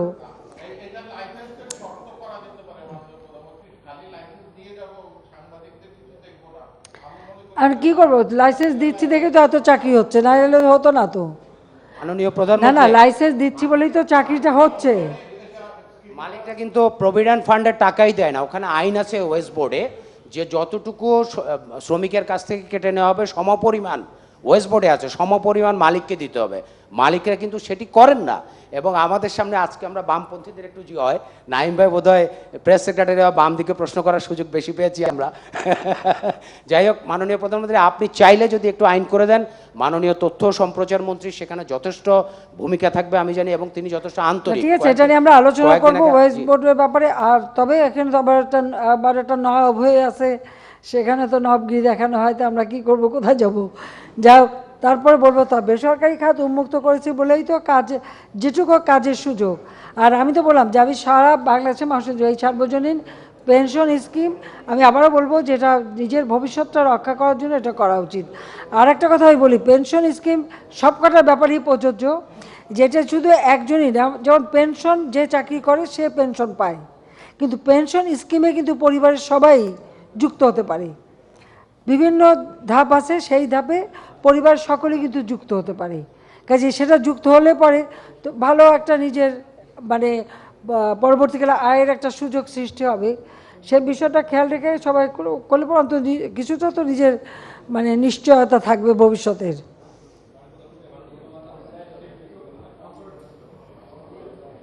একটু এরকম সোজা করে ধরলাম। জি, হ্যাঁ। আমার নাম দীপ আজাদ, আমি নাগরিক টিভিতে কাজ করি, আমি ফেডারেল সাংবাদিক ইউনিয়নের মহাসচিব। মাননীয় প্রধানমন্ত্রী, আপনি গুজবের কথা বলছিলেন শুরুতেই। মাননীয় প্রধানমন্ত্রী, গত 6 মাসে জানুয়ারি থেকে জুন 94টা গুজব হয়েছে শুধু নির্দিষ্ট আপনাকে কেন্দ্র করে। গুজব, তথ্য, হ্যাঁ, তো খুব ভালো অপতথ্য, তো। মিথ্যা তথ্য। এর মধ্যে 60% ইউটিউবে, 22% আপনার ফেসবুকে, 18% আপনার টিকটকে। এইভাবে শুধু আপনি না, সমস্ত জায়গায় যখনই আপনার কোনো ঘটনা ঘটে সেই বা কোনো ঘটনা ঘটার না থাকে, দেশ যখন শান্ত থাকে তখন আপনার গুজব তৈরি হয়। আমার প্রশ্ন হচ্ছে যে আপনার এই মুহূর্তে আপনি ডিজিটাল বাংলাদেশ করেছেন, এখন স্মার্ট বাংলাদেশের দিকে আগাচ্ছেন। গুজব বন্ধে আপনার সরকার বা যতগুলো মন্ত্রণালয় আছে, অধিদপ্তর আছে, তারা আসলে কি কার্যকরী ভূমিকা নিতে পারছে না? কারণ গুজবকারীরা তো তাদের গুজব চালিয়ে যাচ্ছে, এভাবে কতদিন চালাবে তারা? গুজবের শিকার কিন্তু শুধু আপনি একা হচ্ছেন না, আপনার দল হচ্ছে, নারীরা হচ্ছে, বিভিন্ন সময় শিক্ষা প্রতিষ্ঠান হচ্ছে, সেনাবাহিনী হচ্ছে, বিভিন্ন জায়গায় হচ্ছে আপনার সবগুলোই, এবং সেসব গুজবের কারণে কিন্তু ক্ষতিগ্রস্ত হচ্ছে সবাই কম বেশি। হ্যাঁ, এটি বন্ধ করার একটা কার্যকরী পদক্ষেপ নেবেন কিনা? ধন্যবাদ মাননীয় কারণ প্রধানমন্ত্রী। গুজবে কান দিয়েন না, এটুকু বলতে পারি। মানুষকে বলতে পারি গুজবে কান দিয়েন না, এর বেশি আর কি করতে পারি? গুজব, আর কেউ যদি মিথ্যে কথা বলে শান্তি পায় তো সেখানে সে মিথ্যে কথা বলেই যাবে, আর যার মিথ্যে বলা অভ্যাস সে তো বলেই যাবে। তো এটা গুজবটা বন্ধ করার কি পদ্ধতি সেটা একটু বললে ভালো হতো। কারণ আমরা যদি আবার কিছু করতে যাই তখন সাংবাদিক নির্যাতন, তাই না? বলে যে এই যে মিডিয়ার গলা টিপে ধরা হলো, তো এটা তো শাকের করাতে চলার মতো। তো এটা সাংবাদিকদের কাছে আমার অনুরোধ, যে সমস্ত গুজবটা শুনলে আপনারা সাথে সাথে নিজেরাও একটু ব্যবস্থা নেন, যেন এটা যে গুজব সেটা একটু ছড়াই দেন, যে যারা গুজব করে তাদেরকে একটু এক্সপোজ করা যে এরা কারা। তবে ওই যে মানে কে কি বললো ওটা কান না দিলে হলো, আমি তো কান দেই না, আমি তো জানি যে বলবি, তো ওটা শুনে লাভটা কী? আর ওটা নিয়ে মন খারাপ করারও কিছু নাই। কারণ আমি আমার নিজের নীতিতে ঠিক আছে কি না, আমার দেশের জন্য আমি কাজ ঠিকমতো করছি কি না সেটাই আমি দেখি। আমরা যে কটা প্রজেক্ট নেই, এটা আমি আপনার আগে চীনের পোস্টের সাথে একটু যুক্ত করতে চাই। সেটা হলো, আমরা যখন প্রজেক্ট নেই তখন কিন্তু আগে আমি আগেও বলছি, এখনও বলছি, সবার আগে আমার হিসাবটা কি, এই প্রজেক্টটা সম্পন্ন হলে এর প্রতিদিন আমার দেশ কি পাবে, রিটার্নটা কি আসবে, সেটা আমি বিবেচনা নিই। আর যার কাছে যে দেশ থেকে আমি যত লোন নিই, কেউ একটা বিশাল আকারে দিলেই যে ঝাঁপিয়ে পড়বো তা না। আমাদের একটা হিসাব থাকে যে কতটুকু লোন আমি নেব, সেটা আমার মানে ফেরত দেওয়ার ক্ষমতা আছে কিনা, বা কতটুকু আমার কাজে লাগবে কিনা, আর যে জিনিসটা আমি তৈরি করব সেটাও আমি বিবেচনা করে দেখি। চীনের সাথে আমাদের এবার যে চুক্তি, তার সাথে সাথে আমি কিন্তু এটাও আমরা ঠিক করে এসেছি, আমি বলছি যে কোন কোন জায়গায় আমরা এই অর্থ নেব এবং কাজে লাগাবো, সেটা ওই যৌথভাবে তাদেরও লোক আসবে, আমরাও নিজেরা আমাদের টিম করে বসে আমরা প্রত্যেকটা প্রজেক্ট নিজেরা সিলেক্ট করে দেন আমরা টাকা নেব। তারা আমাদের বিরাট অফার দিচ্ছে, এটা ঠিক, কিন্তু নেবার সময় আমাকে এই হিসাবটা করে আমাকে নিতে হবে, এবং তার জন্য তাদের এক্সপার্ট টিম আসবে, আমাদের থাকবে, আমরা সেটা বিবেচনা করব যে কোন কোন খাতে আমার কতটুকু প্রয়োজন, আমি ঠিক ততটুকু নেব, যেটা আমার প্রয়োজন নেই সেটা আমি নেব না। সেইভাবেই কিন্তু আমরা সমঝোতা করে এসেছি, এবং চীনের মাননীয় প্রেসিডেন্টের সাথেও এই কথাটাই হয়েছে যে এভাবে আমরা, তুমি দেবেন, অনুদান দেবেন, সব দেবেন, কিন্তু নেবার বেলায় আমরা এটাকে আমাদের মতো করে হিসেব করে তারপর আমরা নেব। ঠিক আছে, ওকে। আরও আছে কথা? মাননীয় প্রধানমন্ত্রী, মন ভরছে? আপনি যে মন ভরছে, প্রশ্ন করে মন ভরছে তো? মাননীয় প্রধানমন্ত্রী, আমি আচ্ছা, এবার পেট ভরার ব্যাপার, চা ঠান্ডা হয়ে গেল। মাননীয় প্রধানমন্ত্রী, আপনি ওই যে দাও, লাস্ট কি বলছে? মাননীয় প্রধানমন্ত্রী, আমার নাম রাকিব হাসান, আমি কাজ করি মাই টিভিতে। ধন্যবাদ আমাকে সুযোগ করে দেওয়ার জন্য। মাননীয় প্রধানমন্ত্রী, আমি আপনাকে কোনো প্রশ্ন করতে চাই না, বা প্রশ্ন করার দৃষ্টতা আমার নেই, আমি শুধু একটু জানতে চাই, সম্প্রতি ভারত এবং চীন সফর করেছেন, এবং একটা আলোচনার বিষয় হচ্ছে তিস্তা মহাপরিকল্পনা। ভারতে গিয়েছেন এবং চীন সফর করেছেন, এই তিস্তা মহাপরিকল্পনা নিয়ে আপনার চীনের কোনো বিষয় নিয়ে আলোচনা হয়েছে কিনা, আর বা কোন দিকে আসলে যাচ্ছেন? ভারত, কেউ কেউ বলছে ভারতের দিকে ঝুঁকছেন, কেউ কেউ বলছে চীনের দিকে ঝুঁকছেন, আসলে মাননীয় প্রধানমন্ত্রী আপনি কোন দিকে যাচ্ছেন? আমরা জানি আপনি সঠিক পথে এগোচ্ছেন। আমি বলে দিই সোজা কথা, এই আমাদের তিস্তা প্রজেক্ট তো আজকের না, এটা বহু যুগের, এই প্রজেক্ট বহু যুগের প্রজেক্ট, বহুদিন থেকে এটা চলে আসছিল। আমার যতদূর মনে পড়ে যে যুক্তফ্রন্ট যে ইলেকশন সেও এটা ছিল, বা আওয়ামী লীগের ম্যানিফেস্টো অনেকবারই এটা ছিল, বিভিন্ন সময় এটা আসছে। তো তিস্তা প্রজেক্টটা আমাদের করতে হবে। এখন যেমন চীন আমাদের কাছে কিছু অফার দিয়েছিল, তার একটা ফিজিবিলিটি স্টাডি করছে। ইন্ডিয়াও আমাদের কাছে অফার দিয়েছে, ইন্ডিয়াও ফিজিবিলিটি স্টাডি করবে। এটা করার পরে যেটা আমাদের জন্য যুক্তিযুক্ত হবে আমরা সেটা নেব। তবে আমি এখানে বেশি প্রাধান্য দেব যে এটা ইন্ডিয়া করুক, কারণ তিস্তার পানিটা ইন্ডিয়াই আটকে রেখেছে। কাজেই তাদের কাছে আমাদের যদি আদায় করতে হয় তো এই প্রজেক্টের কাজ তাদেরই করা উচিত। তারা প্রজেক্ট করে তখন এটা যা প্রয়োজন তারা দেবে। এটা তো একটা ডিপ্লোম্যাসি, কাজে এখানে আর কোনো দ্বিধা থাকার তো কথা না। চীন তো রেডি, কিন্তু আমি চাচ্ছি যে এটা ইন্ডিয়া করে দিক। তাহলে এই প্রজেক্টটা করলে তো এই প্রজেক্টের জন্য যা দরকার ইন্ডিয়া দিতে থাকবে। ঠিক আছে, যা সাফ সাফ কথা, রাখা নাই। আর আমাদের দক্ষিণ অঞ্চল সব থেকে বেশি অবহেলিত, পদ্মার ওপার। কাজে এই দক্ষিণ অঞ্চলের ডেভেলপমেন্টের জন্য আমি চীনকে বলছি যে সব থেকে অবহেলিত এবং ওখানকার কাজগুলি করা খুব কঠিন। এখন জন্য যে আমাদের এটা কি বেকুটিয়া সেতু না, কচা নদীর উপরে মানে পিরোজপুর যাওয়ার একটা সেতু বেকুটিয়া, এটা দীর্ঘদিনের একটা আকাঙ্ক্ষা। তো ওটাও কিন্তু চীন করে দেবে। এটা আমাদের ফ্রেন্ডশিপ সেতু হবে, নবম ফ্রেন্ডশিপ সেতু। এটার জন্য কোনো পয়সা লাগবে না, তারা তৈরি করে দেবে। তো এটা কি কিছু পাওয়া না নাকি? কাজে আমি সবাই ভাগ করে দিয়ে দিছি কাকে কোথায় দিলে আমার কাজ, কঠিন কাজ সহজভাবে এবং ঠিকমতো কাজ করতে পারবো। সকলের সাথে বন্ধুত্ব, কারোর সাথে বৈরিতা নয়। ঠিক আছে, ধন্যবাদ। জয় বাংলা, জয় বঙ্গবন্ধু, বাংলাদেশ।